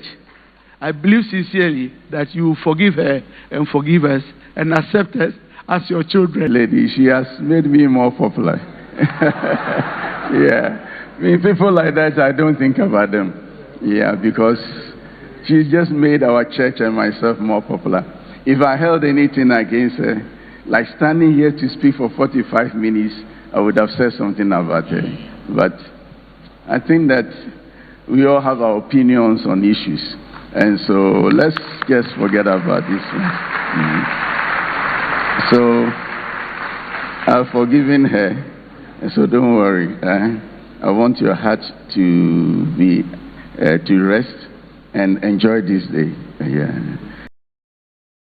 Now, government has announced the relocation of Ghanaian national Mr. Emmanuel Asamoah, who was recently subjected to xenophobic attack in South Africa by a vigilante group. Foreign Affairs Minister Samuel Okudzeto-Ablakwa disclosed that the decision forms part of urgent consular measures to ensure the safety of Ghanaians abroad. Speaking to the media on Saturday, April 25, the minister added that Mr. Asamoah has been in direct contact with authorities and is currently safe. I am in constant touch with the Ghanaian. His name is Emmanuel Asamoah. I've spoken to him directly, and I have good news to share with the good people of Ghana. The government of Ghana has decided that we will relocate him at full cost. We will take care of his relocation and resettlement out of South Africa. I will not at this point disclose where we will be relocating him to, but because of how viral and the fact that his identity has been exposed and he's been the subject of a lot of trolling and consistent, threats, we have taken the decision to relocate him and to have him reintegrated at another place. He's agreed. He's willing to cooperate with us, and we are going to do that. But we continue to extend consular assistance to him. And now in other stories, the Greater Accra Regional Coordinating Council has launched a monthly farmers market initiative aimed at improving access to fresh food and boosting incomes for local farmers. The initiative, led by the Regional Department of Agriculture, is designed to strengthen direct market linkages by connecting farmers to consumers while reducing the role of middlemen and lowering food prices.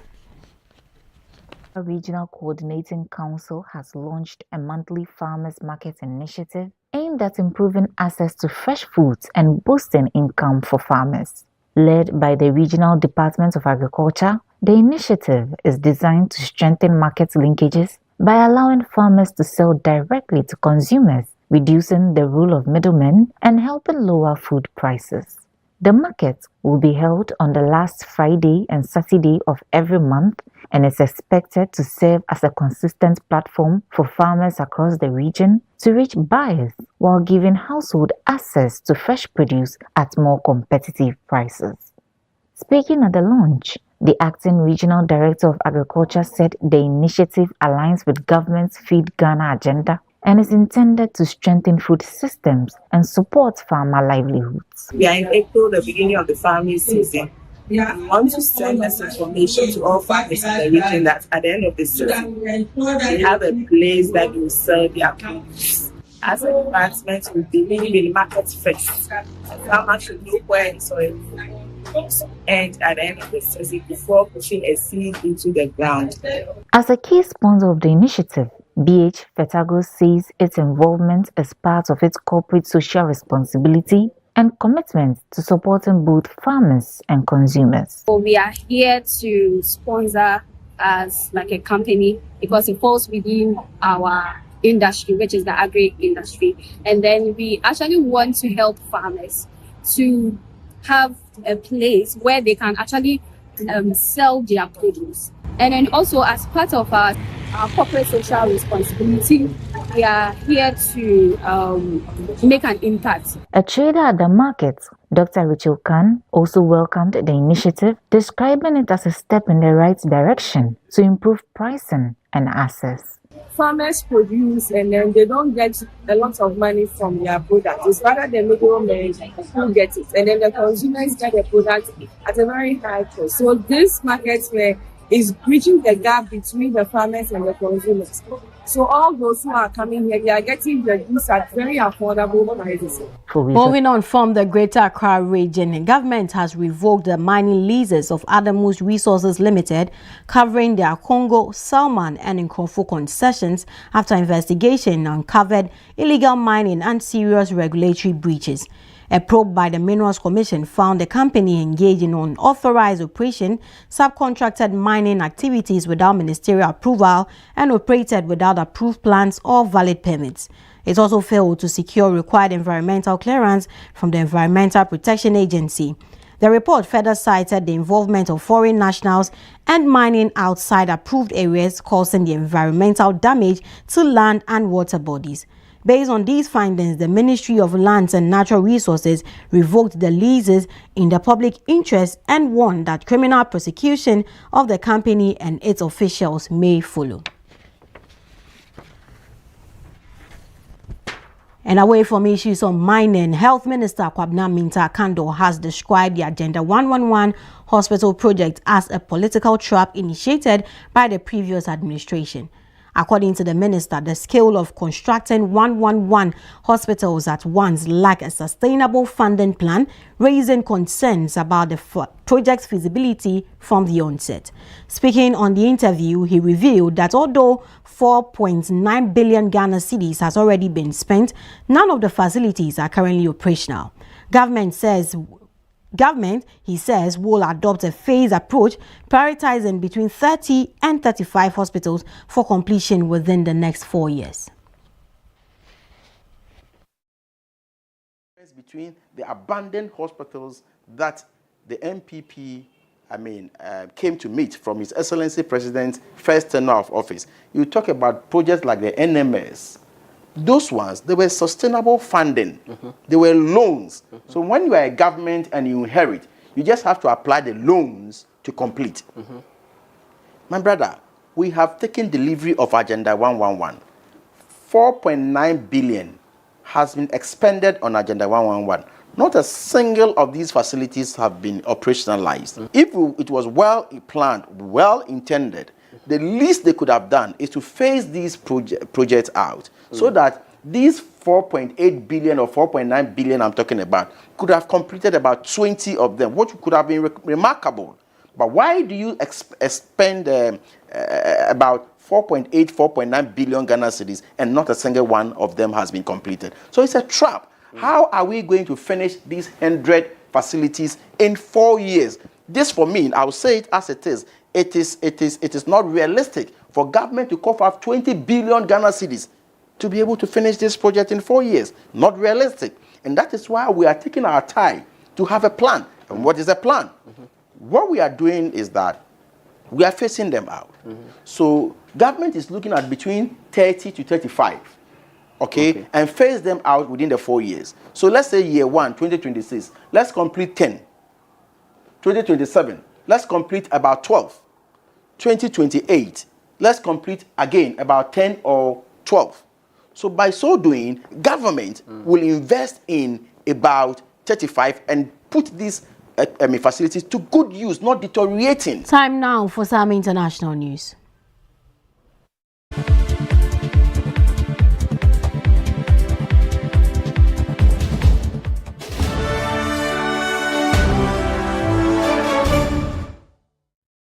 Now, Mali's defense minister has been killed in an apparent suicide truck bombing on his residence near the capital, Bamako. Multiple news outlets reported the death of Sadio Kamara, part of a wave of coordinated attacks by jihadist militants and separatists carried across the country. State TV confirmed the death several hours later, saying he died of wounds received while engaging with the attackers. Reporters say the head of the military junta, General Asibi Goita, was moved to a safe location after his home was targeted. Further north, Russian mercenaries hired by Mali's military agreed to withdraw from Kidal after 2 days of clashes. For years, Mali had been plunged by insurgencies by groups affiliated with Al-Qaeda and the Islamic State group and the FLA. Also moving on, Donald Trump was rushed from the White House Correspondents' Dinner after gunshots were fired. The gunman was later brought down by Secret Service. According to Mr. Trump, one Secret Service officer was shot at very close range but was saved by his bulletproof vest. The suspect has been identified as Cole Thomas Ellen, 31 years, of Torrance, California.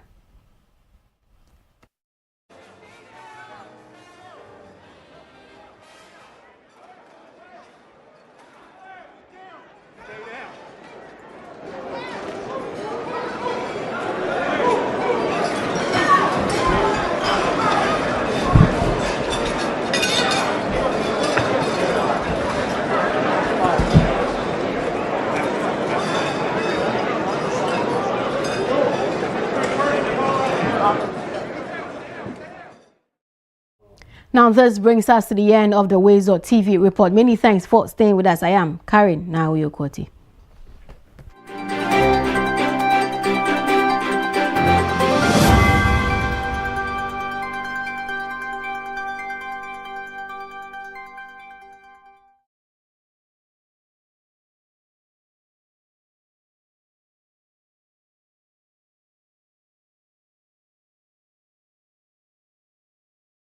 Okay, next one. Sit down. Look to camera. This is what it looks like to be exceptional, to stand out from the crowd, to make history.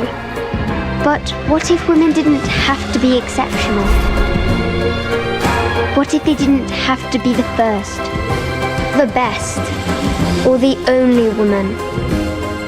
What if being a female engineer wasn't remarkable? What if women and men could compete as equals?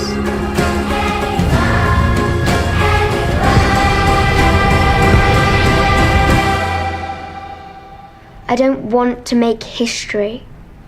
I don't want to be the only woman. I want to be one of many.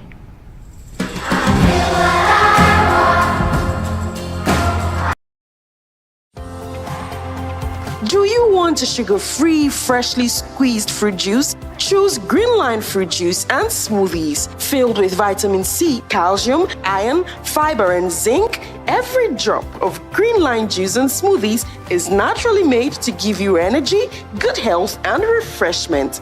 Enjoy your favorite Greenline orange, pineapple passion, watermelon, pineapple and turmeric, pineapple beetroot, pineapple and ginger, and healthy green. Greenline fruit juice and smoothies, powered by nature.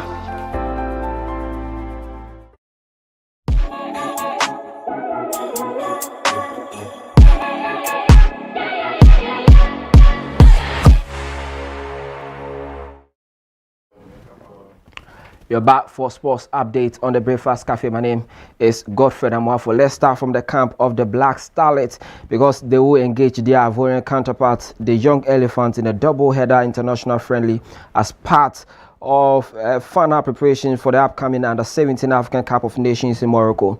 Now, both matches will be staged at the Alassane Ouattara Stadium, with the first game scheduled for Tuesday, April 28, and the second on Friday, May 1. The friendlies are expected to serve as a crucial dress and rehearsal for both sides as they fine-tune tactics and assess squad readiness ahead of the continental tournament. The Black Starlets are set to, they departed yesterday, and as I speak, they are in Ivory Coast to begin this campaign. They are being led by Dr. Prosper Natiogum, who believes that the fixtures will provide the level of competition needed to adequately prepare his side for the challenge ahead. And so this is the team in front of their Hotel des Ames, that's French. So in that regard, the players are in good shape for the 2 games that they will be playing in Ivory Coast. So we wish them the best. It's part of their preparation for the under-17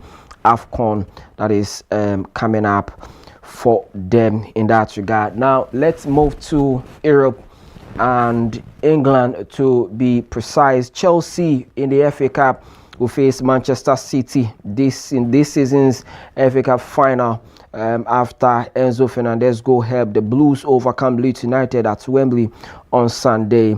Now the last 4 tie was a heated encounter. The rivalry between Chelsea and Leeds remains intense more than 50 years after it was forged in the same competition. And so Chelsea 1-0 win propels them to meet Manchester City in that final. Here's the highlights of that game.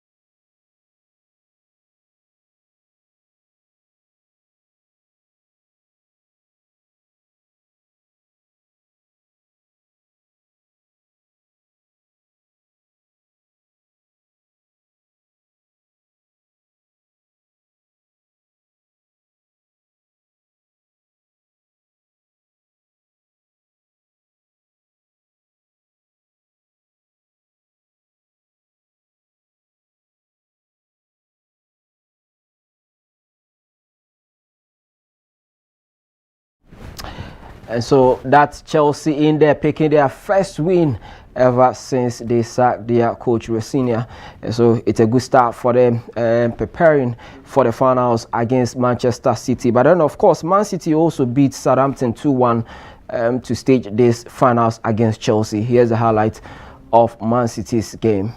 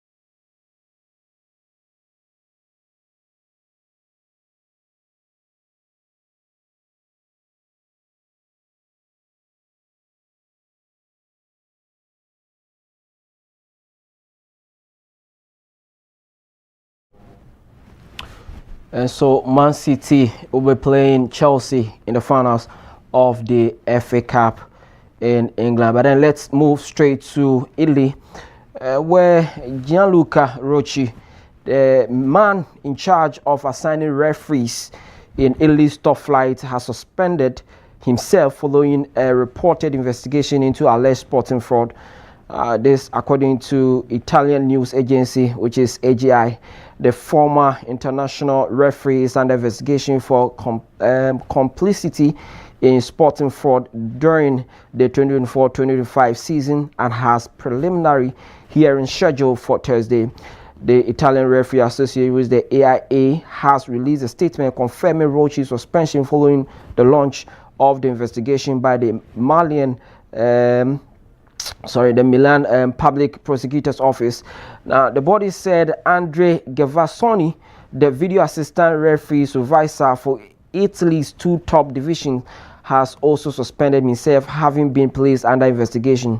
Rocci, the National Referees Commission's referee designator for Serie A and B, said in the AIA statement, and I quote, "This painful and difficult decision shared with my family is intended to allow the judicial process to proceed smoothly, from which I am certain I will emerge unscathed and stronger than before," the 52-year-old added. And he says that my great love for my association and my sense of responsibility for the role I hold led me, and above all, to protect such an important group of athletes whom I do not want to be affected in any way by my circumstances. And so he himself has stepped down so that investigation can proceed in that regard. He has the firm belief that he will come out of this victorious, but then of course he doesn't want his stay there affect the players, and so he needs to step aside so that investigation continue in that regard. And so this way the curtain on sports. My name is Godfred Amwafo. Entertainment is happiness. Do stay.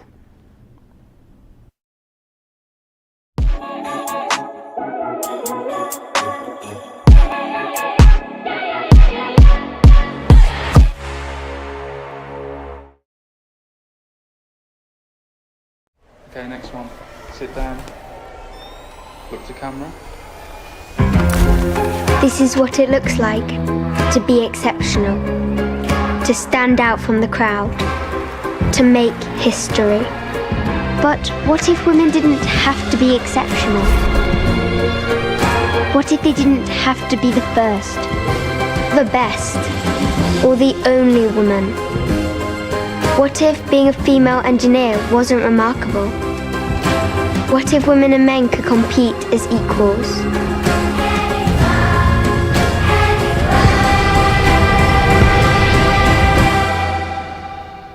I don't want to make history. I don't want to be the only woman. I want to be one of many.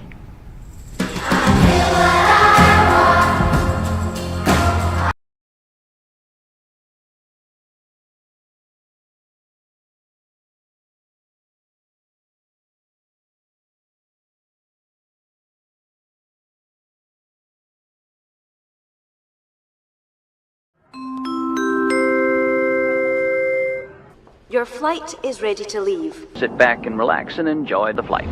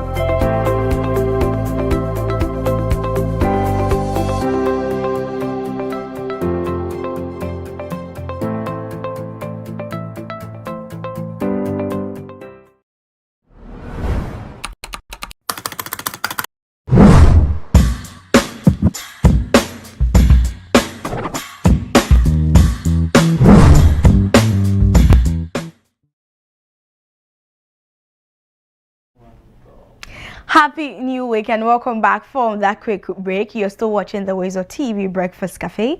I am Evergreen Asanto and this is the entertainment update. Now, over the weekend, a lot happened and I'm here to make sure that you and I catch up on all the stories that we missed. And guess what was happening? Shatta is back in the news, and there's this famous American group or music group that is touring with less money but are receiving massive support. So there's a more coming your way shortly, but let's start off with some local stories. And dancehall artist Shatta Wale has expressed his commitment to mentoring the next generation of artists. Now, speaking at the launch of the Student Loan Trust Fund, a 20-song competition in Accra, he said his goal is to help develop talent that could even surpass him. Now, the competition, organized in partnership with Hot Wave GH, will reward the winner with $20,000, a recording deal, mentorship, and a performance opportunity alongside the artist, which is Shatta Wale. So that is the current update on that. So wherever you find yourself, just know that very soon we might be discovering the new Shatta Wale, even like he said, better than him. So if you also know the next Shatta Wale or the next over Shatta Wale, in my opinion, then this is your opportunity to make sure that the person is applying for this competition so that they can win a $20,000 amount of money or sum of money, and also some mentorship deals, some record deal or recording deal, and a lot more goodies from this competition. So nominate your best allergy, as we all prefer to say it, or upcoming artists, and guess what? Or he or she may win. So just do that. Now let's talk about Ara the J. As you heard me right, Jesus Christ 2 hit maker.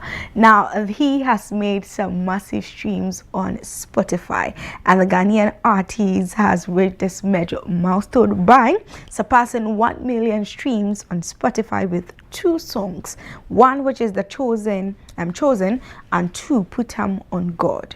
Now, while Put 'Em on God features on his debut album, which is the Odyssey, Chosen, one of his earlier releases, has gained renewed traction through TikTok, and the achievement highlights his growing reach and consistency.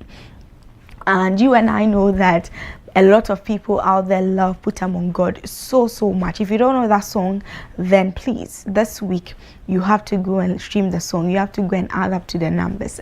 And it's not just about adding up to the numbers. You will absolutely love the song. People can resonate with it. People are enjoying it just as much as we all enjoy Jesus Christ too. And people still stream the song. And Chosen is also a different vibe altogether. Trust me, R the J is the guy. So please go out there and then stream the song. Now let's talk about artificial intelligence and how it is reigning these days. And AudioMac stands in AI songs. So AudioMac says that it will continue to prioritize human-created playlists over artificial intelligence. Now, Vice President Charlotte Buana explained that the platform focuses on real audience engagement and organic growth, noting that many emerging artists use AudioMac as a launchpad before breaking into global market. And I absolutely agree on that. See, AudioMac is that platform where you hop on there and you're discovering a whole lot of new artists, a bunch of them. Sometimes they haven't even done one single performance, or maybe that is not even like a professional release, but sometimes they use the platform to test how the audiences are going to react to their songs and their body of work and all of that. So it's quite understanding coming from knowing where they stand, right? But these days too, the songs that are trending these days are mostly AI. Sometimes you hear the song and it's so good, you go and check it and then there's nobody behind the song, or you find it and then someone is literally writing the song but they are AI recording the song. So people are finding ways and means to balance and of course make some money. Okay, some people are shy, they can't record the songs, they can't write, and maybe people are not buying their stories in terms of their songs.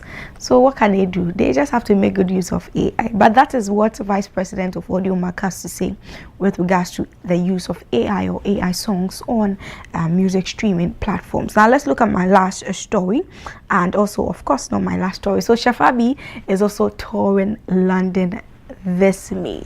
Yes, you heard that right. So she is taking Ghana to London, and she's going to cook for people for May 10 to May 24th and showcase a local cuisine in London. So the tour will feature collaborations, masterclasses, and cultural experiences aimed at promoting Ghanaian food and heritage on the international stage. So a huge congratulations going out to this amazing young woman doing all the best that she can to promote Ghanaian food, and she's killing it out there, and I so much love seeing her content. It's always that are the same for me, okay? Yes, that pot is like her signature should I say look or something, but it's just interesting always when you come across her video, and she's always trying to catch that are the same. Yes, if you know that are the same, then you're a real G, right? But the Gen Zs might not necessarily understand. These days they're using cast irons and what have you.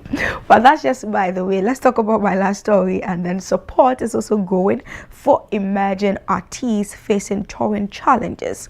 So with funding driven by a €1 tickets levy on major arena shows backed by artists including Harry Styles, the initiative has raised millions to support smaller acts with travel and accommodation costs, easing financial pressure in a post-pandemic industry.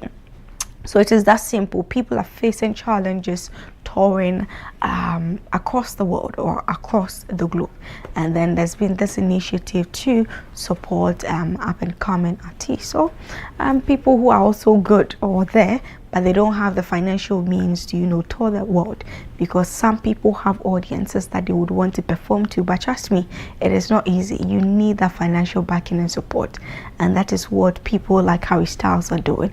And I love the fact that Harry Styles is back, and we are all loving what we are seeing lately. But this is where I draw the curtains down for today's entertainment update here on the WoezorTV Breakfast Cafe. On Wednesday at 2 p.m, Tune Talk comes your way. We talk the tune and we live the vibe. I am Evergreen Asantua. Thank you for watching. Enjoy the rest of our program. Have a great week.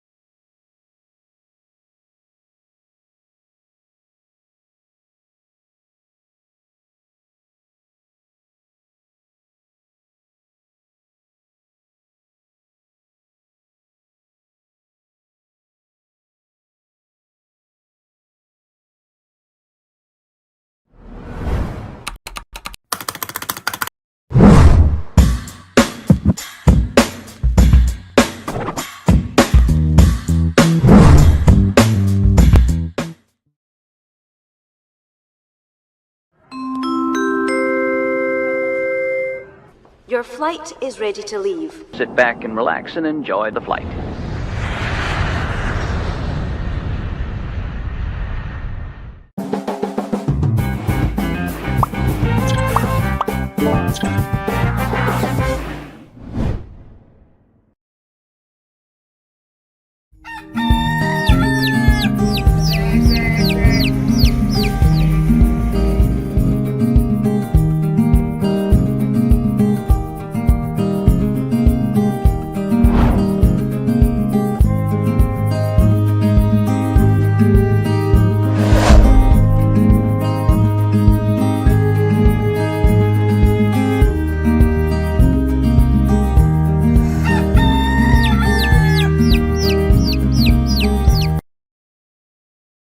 Good morning, lovely viewers. It feels good to be back here again on the well-being segment on WoezorTV Breakfast Cafe. My name is Stephanie Nakoshi Blankson. Today we are going to talk about the importance of medical screening, a simple but powerful step towards protecting your health. Medical screening is simply checking your health even if you feel perfectly fine. Many serious conditions such as hypertension, diabetes, high cholesterol, sexually transmitted infections, and some cancers may develop silently without early warning signs. By the time symptoms appear, some complications such as stroke, heart disease, infertility, kidney failure, and sudden death may already have occurred. That is why early detection is so important. Routine screening should include checking your blood pressure to prevent the dangers of hypertension, testing your blood sugar to detect diabetes early, and assessing your cholesterol level to prevent the risks of heart attacks and strokes. It is also essential for everyone who is sexually active to screen for STIs such as HIV, hepatitis B, and syphilis, because most of these symptoms do not show up early but can cause a long-term damage if untreated. It is also important to know your blood group and genotype. Knowing your blood group may be crucial in case of emergencies requiring for blood transfusion. And knowing your genotype before marriage helps prevent the risk of sickle cell disease in children. Women should undergo cervical and breast cancer screening, while men above 40 should consider prostate checks. And everyone should monitor their weight, know your kidney and liver function, dental health, vision, and even mental well-being. Medical screening is not about fear, it's about responsibility and prevention. Early detection saves money, prevents complication, and most importantly, saves lives. Do not wait until you feel sick before visiting the hospital. Take charge of your health now. Stay informed, stay proactive, and stay healthy. This has been the Wellbeing segment on WoezorTV Breakfast Cafe. My name is Stephanie Nakoshi Blankson. Thank you.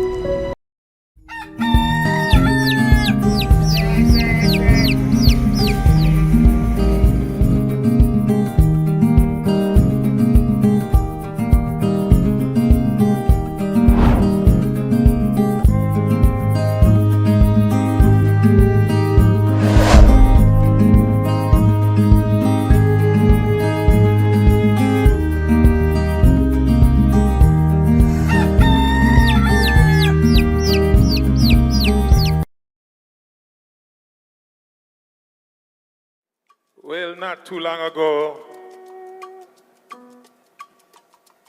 the great President John Mahama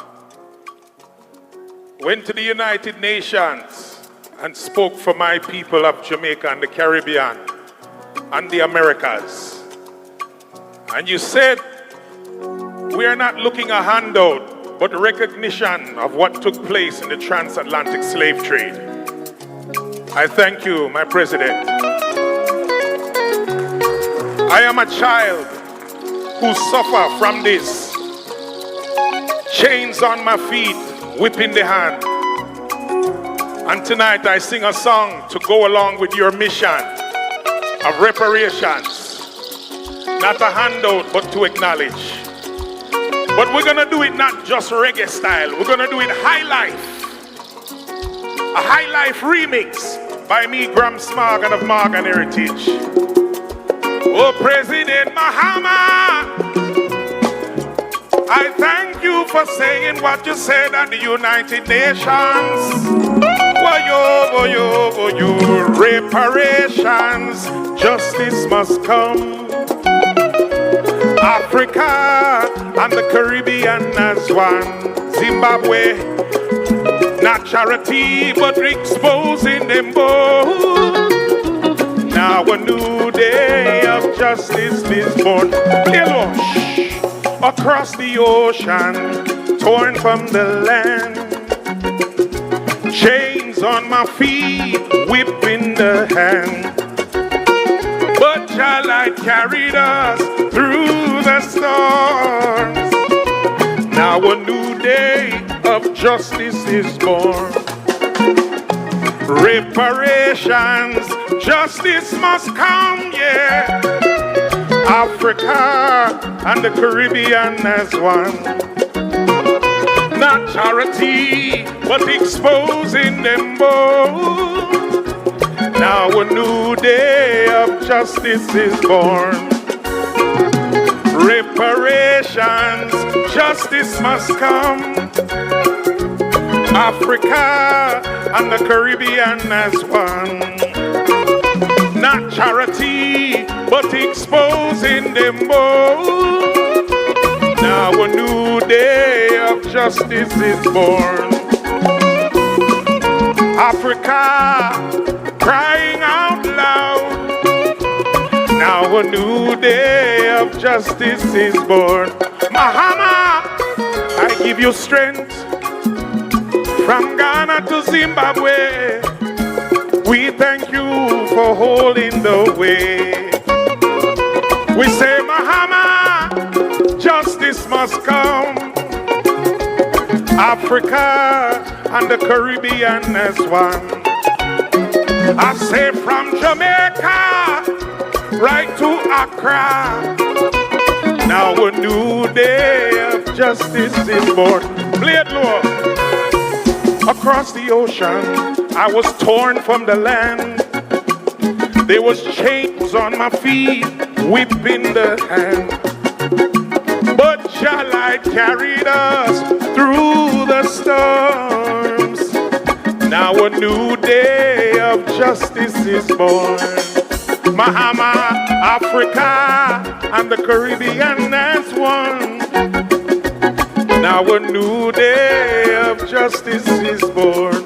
Papa Mahama, Africa is crying out. Now a new day of justice is born. I love you. Much love from Jamaica. Ooh yeah. We say Mahama, justice must come. Now a new day of justice is born. We say, Mahama, justice must come, yeah. Now a new day of justice is born.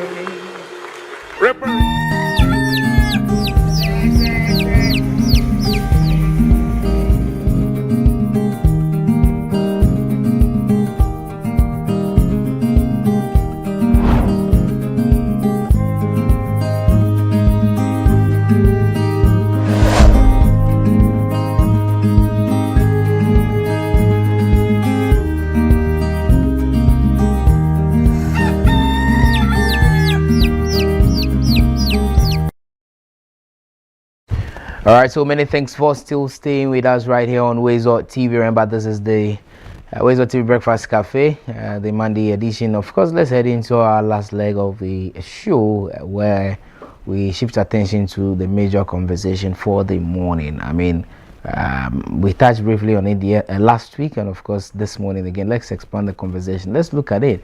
How does this whole thing affect the entire region? I mean, I'm talking about the continent of Africa. The ongoing xenophobic attacks happening in South Africa. I mean, diplomatically, what does all this mean to neighboring countries and to a large extent the continent. Economically, how affected are the other countries trade-wise, as we always talk about, and that United Africa agenda?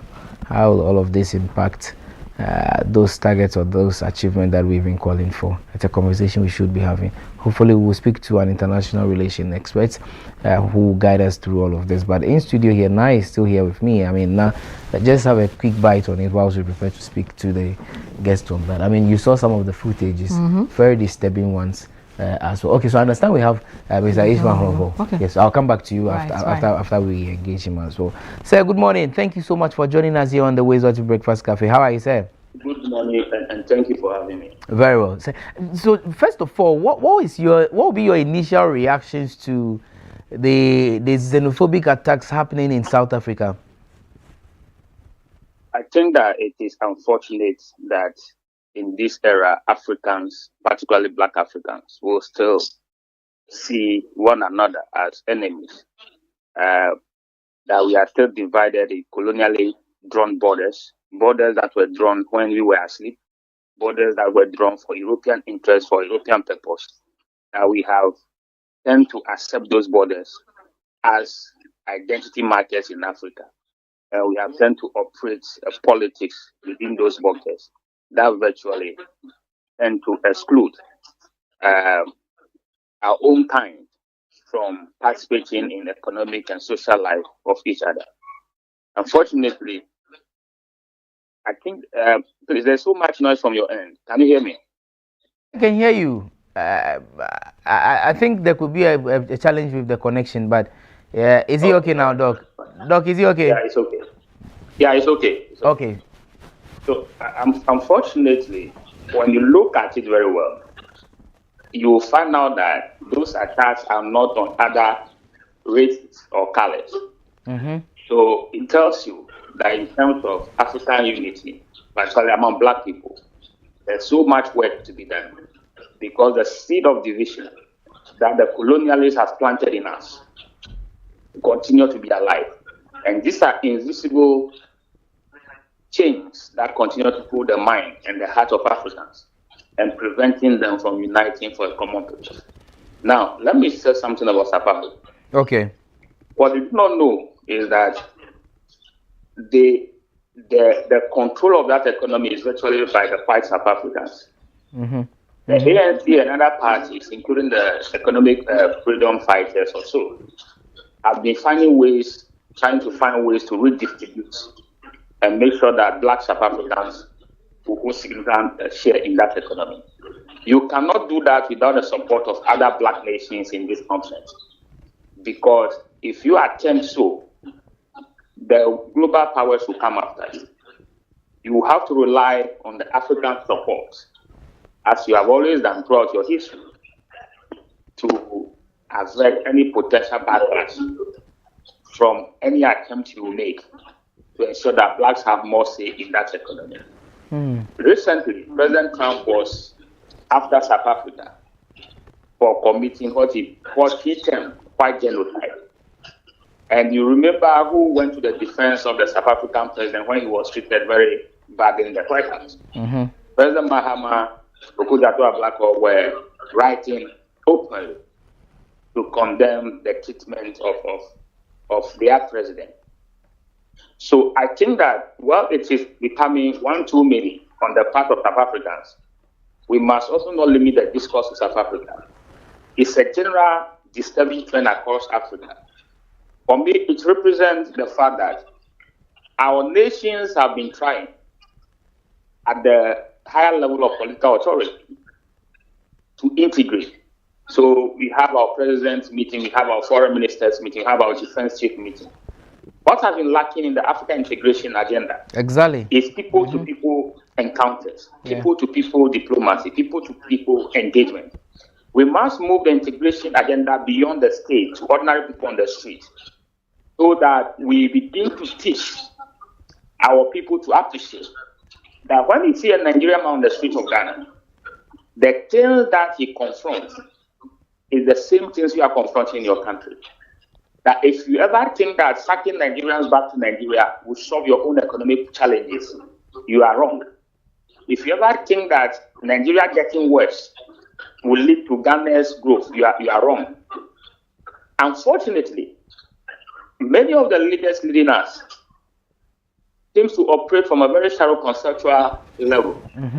For instance, you just recently heard the president of Kenya saying that Nigerians could not speak English. That tells you the mentality of even those leading us. That the president, for him to make his country feel better, will have to denigrate another African group in terms of how they speak English. If you have this kind of people as leaders, the African integration agenda will become very difficult because he himself is a product and a representation of the neo-colonial system that has held Africa back. Because if you look at the history of Nigeria, there are many great writers from Nigeria.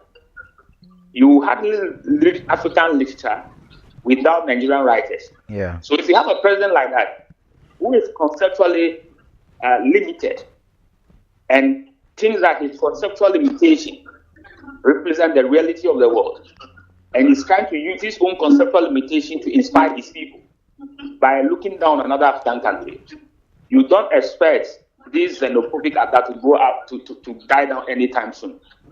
It's a deep-rooted colonial legacy that continues to affect Africans. In fact, in this very country, there are times our traders on the street blaming every problem they have in this country on Nigerian migrants. Yeah. I'm not saying that Nigerian migrants we don't have issue. If a crime is committed, let it be so that the person is a criminal, not a criminal because it's in Nigeria. The point is that we must come to that point to understand that our destinies are tied together as a continent. It's either we unite and rise above the challenges we face, or we remain divided and we forever remain at the mercy of the powers that be. So for me, South Africa represents the extreme version of what is going on across the continent. They may resort to violence. Ghanaians may not resort to violence. But let us not pretend that tendency to see foreigners as a threat to us is not there with us. Doc, thank you for this, explanation. But, Doc, do you also think that for a fact that failure by the South African authorities to punish people, because, Doc, if you follow the history, this whole xenophobic attack did not start just yesterday. More than 3 decades now, we've been experiencing such acts. Failure from the government to punish people who are caught responsible for some of these things, could it be the reason it's still on the rise? Do you think so? Of course, that's part of the reason. You see, law enforcement operates within a political context. What I mean is that for the policeman to do his work and do it professionally, it is the political leadership that must create the environment for the police officer to enforce the laws of the country. Now, but if the police officer is not given the free hand to enforce the laws, then you have groups like those operating in South Africa being emboldened. If you look at the South African context, there seems to be the politicization of migration, and with various political groups seeking to benefit from it. And that has virtually, once that political angle is put to it, it's very difficult for political leadership to master the courage and try and deal with the issue the way it should be dealt with. So, yes, much responsibility lies with the South African government, failure to identify, to prosecute those who have taken South African laws into their own hands. In every functioning state, there is an immigration department that's supposed to regulate migration. It is not up to citizens to form themselves into vigilantes, as it were, and harass people here and there. So the onus lies on the South African government to rise up and begin to enforce its own law. And I also think that beyond that government, other governments in Africa have virtually looked on. Well, their citizens are subjected to inhumane treatment. Exactly. And Doc, and that is where I come in with the question on the unions or the associations or however they are called. We have the AU, we have the ECOWAS. we have all kinds of associations or unions. Like you mentioned, they are all sitting aloof and they are watching. I mean, why? Are they that toothless? Let me use that word, maybe too harsh, but are they that weak that they can't really jump into any of these issues? You see, those unions have a purpose. They have a purpose to ensure that policies are adopted across Africa. Okay. But migration is always something that states have reserved for themselves. So the unions may act if collectively, maybe Nigeria, Ghana, Sierra Leone, and all Zimbabwe and all other countries begin to exert diplomatic pressure and put considerable pressure on the union to ensure that South Africa does the right thing. If we treat it as one of those phases that will pass, it will reoccur. So I believe that beyond the union, if the union will not act, the protection of citizens is for the state. It's up to countries like Ghana, countries like Togo to collectively decide that we are tired of your people attacking our people, regardless of their status within your territory. Mm-hmm. Therefore, we are demanding that for this particular incident, we want to see an investigation. Yeah. We want to see action taken against those who are perpetrators of this crime. Yeah. If that level of diplomatic pressure is brought to bear on South Africa, I'm very certain, even those in South Africa who are shouting and doing this will come to the realization of the magnitude of what they are calling for. And I believe that, yes, because we have treated this as an African problem, that we still need to engage. But then, when you engage, you must begin to have clear count pointers as to what that country is doing. Mm-hmm. We cannot leave it entirely to them. And once the issue dies down, we go to business as usual until there's another incident that we start to act. There's time that Africa collectively, particularly Black Africans collectively, exert the necessary diplomatic pressure on South Africa so that they will deal with this issue decisively. Because, listen, South Africa has a big economy in African terms. It's one of the largest economy in Africa. Yeah. And being one of the largest economy in Africa and with a relatively much established industrial base. Mm-hmm. So if you talk about intra-African trade, South Africa is one of the leaders in terms of that, in terms of the things they export to the rest of us. They export the machinery and other things. Mm-hmm. So they gain so much economically from this continent, although maybe their major trading partners are still out of this continent. But that is the danger countries might highlight to them, that if Africa collectively, just as we did during apartheid, decided to cut the people on South Africa, it will not be nice for them. Also, South Africa is a leader in Africa. Within the Southern African region, South Africa functions as a virtual hegemon.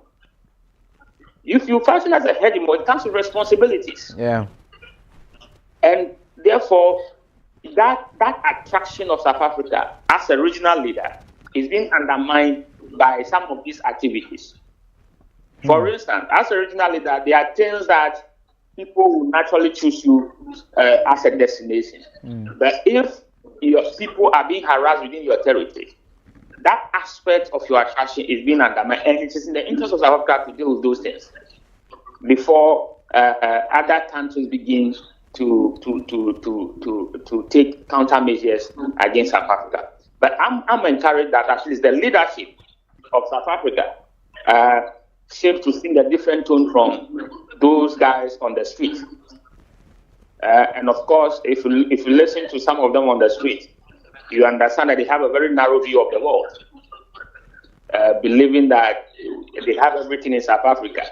and once people speak like that, you should know that they hardly understand how the global system functions. Yeah. So at least that should give us courage that if we put pressure, South Africa will be able to address it. Of course, the political context is there, so sometimes it's difficult for them, given the position of the ANC currently, where they have lost so much following and they have to rely on coalitions to govern. Some of these issues may threaten to enroll their political support better. But at the end of the day, they must understand that there are moments in history that you have to stand by the truth and ensure that the right thing is done. If the South African Immigration Service decided to conduct a major operation to deport illegal migrants. That is fair and good. Every country should do that. But not the citizens taking laws into their own hands. And that's unacceptable at any level you call it. And so I think that this logic in Africans, that any economic challenge they face is because of their next African brothers, is a major challenge to us. We must all begin to revisit how we think through these things and begin to appreciate that as Black people, the world is against us. That the only chance we have is to fight together, not divided. Doc, now, I mean, again, if history will be right, a similar thing happened. You remember the Ghana-Nigeria incident some time back, where there was more like a retaliation. Now, some critics or some people make the argument that it is very possible that there can be a rising reprisal attacks or, retaliation on South African nationals living in other West African countries particularly. Do you see that happening, and what must the leaders do in the coming days? I don't really see that, because you see, Ghanaians have lived to a point where they may have challenges, they may have disaffection about a particular group, but they have learned to be reasonable and tolerant. Yeah. And so normally, even if they become agitated, they will not go beyond maybe lock down few shops and do it for 3 days. Then they will meet the official. So you see that the normal mundo operandi of a Ghanaian protester is to demonstrate and present a petition to an authority, because as a state they have a reasonable understanding that there's somebody in charge that is supposed to deal with this issue. So if I'm to speak for Ghana, I'm sure that Ghanaian naturally will not go after South Africans, because there's a relative appreciation of Pan-Africanism. There's a relative appreciation of how the system in Ghana works among Ghanaians. Okay. They may march on the street and present a petition to maybe the Minister of Foreign Affairs, the Minister of Interior, the Ghana Immigration Service, demanding that since their brothers are being touched, let South Africans go. Nigerians may not do the same, because they also understand that their brothers are also in other countries, and so forth and so on. And perhaps history has taught both of these countries some lessons, that merely deporting others doesn't improve your economy. In fact, if you look at it, after those deportations, the economy rather grow worse, because migrants are very creative people. They go into places, into industry that native may not go. They go to do businesses that native may struggle with. Migrants bring advantages. They may bring challenges, but migrants carry a lot of advantages. Nobody leaves his home country if the person is not adventurous, if the person is not a risk taker. So they are able to take certain risks that natives themselves will not take. That's why you don't find migrants in formal sectors. You find them in the informal sector, where they establish shop, where they establish other things. Now, what I see happening here is the persecution of poor people migrating, because the people we are targeting are not the rich people. So it's like across Africa we are saying that rich people can move. They can do Pan-Africanism, go and sleep in very good hotels in the very nice places. But poor people who normally will not even have the very good access to good traveling avenues, who even before the colonial borders were imposed on us, were traveling anyway, because there were people traveling across the length and breadth of West Africa, and they didn't need visas at the time. That today they cannot, because they are the margins of society. They are vulnerable. So we are targeting vulnerable people to cover our own vulnerability. It is a weak approach to life. So I don't see any West African country doing that. But if it persists at a point where sentiments are involved, you can hardly determine what people will do.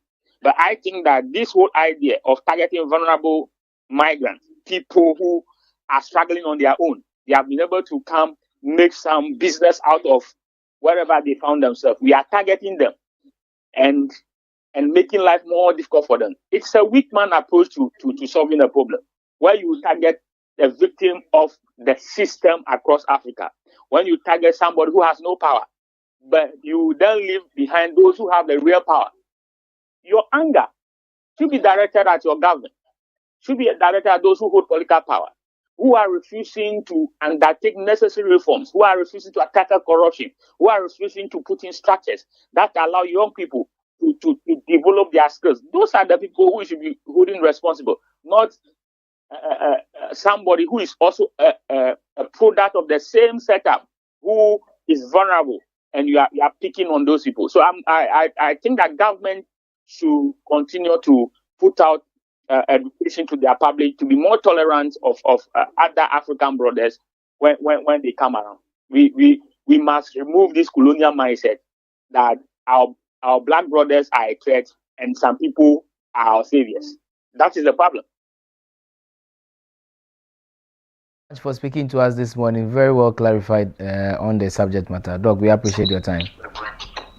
Thank you for having me. Very well. So, viewers, there you heard Dr. Ishmael Honovo, and now I think that he kept hammering on the point that this is the colonial way of thinking. Honestly, it is. Honestly. So, you know, it makes sense. Like, to what extent? And he makes it, I mean, that any other country that thinks that way, because how? See, the people they should be meting out these frustrations to is to be the government, not your fellow African man. And it's so much. It's become one too many. And look at I don't know why you saw the videos that made bounce on social media where they went into one hospital and said, if you're not South African, just get out. Are you kidding me? So imagine it has gotten to that level. Yes. If you're not South African, get out. Like, and imagine a foreigner who's not feeling well and stay, come to seek medical attention. You are sacking the person. No, even at war, and that is why you watch the the recent one your friend saying, Iran, US, Israel, they didn't target hospitals. No. There are some installations you don't target. No matter how severe or dire the war is, there are things you don't even target. So you allow anybody, because that's health. Yeah. Do you get it? That is health. So how do you even say if you're not a South African, walk out? And he said, now, I think I need to accept and support the people who are blaming the South African government for this. I'm sorry, but I think they ought to act. Really? Because this is happening too many times. Unless they want to tell us they are in agreement with what people are doing. Because it doesn't make sense. That you sit and watch your people. It's not as if these are cooked stories. This is not the first time. For more than 30 years, we've been having these issues from South Africa. And you are yet to act. Why is it always you people? Why is it always South Africa? Why is it always you people? You get or it? maybe they prefer to be with the whites than to be with the blacks. Well, but what extent? Okay, let's deal with illegal marriage. That's a different conversation. Because even I called for it the last time. Yeah. That you have all these Nigerians, the guys who are selling the phone cases and all of that in town without documents. Yeah. So it's the same thing. If you are staying there illegally, yes, the laws ought to deal with you. Exactly. Just like how you go to America, UK, and whatever, and it's done that way. It's the same way it has to be done in every country. Yeah. So if that is their issue, then you as an individual, it is not your responsibility to do that.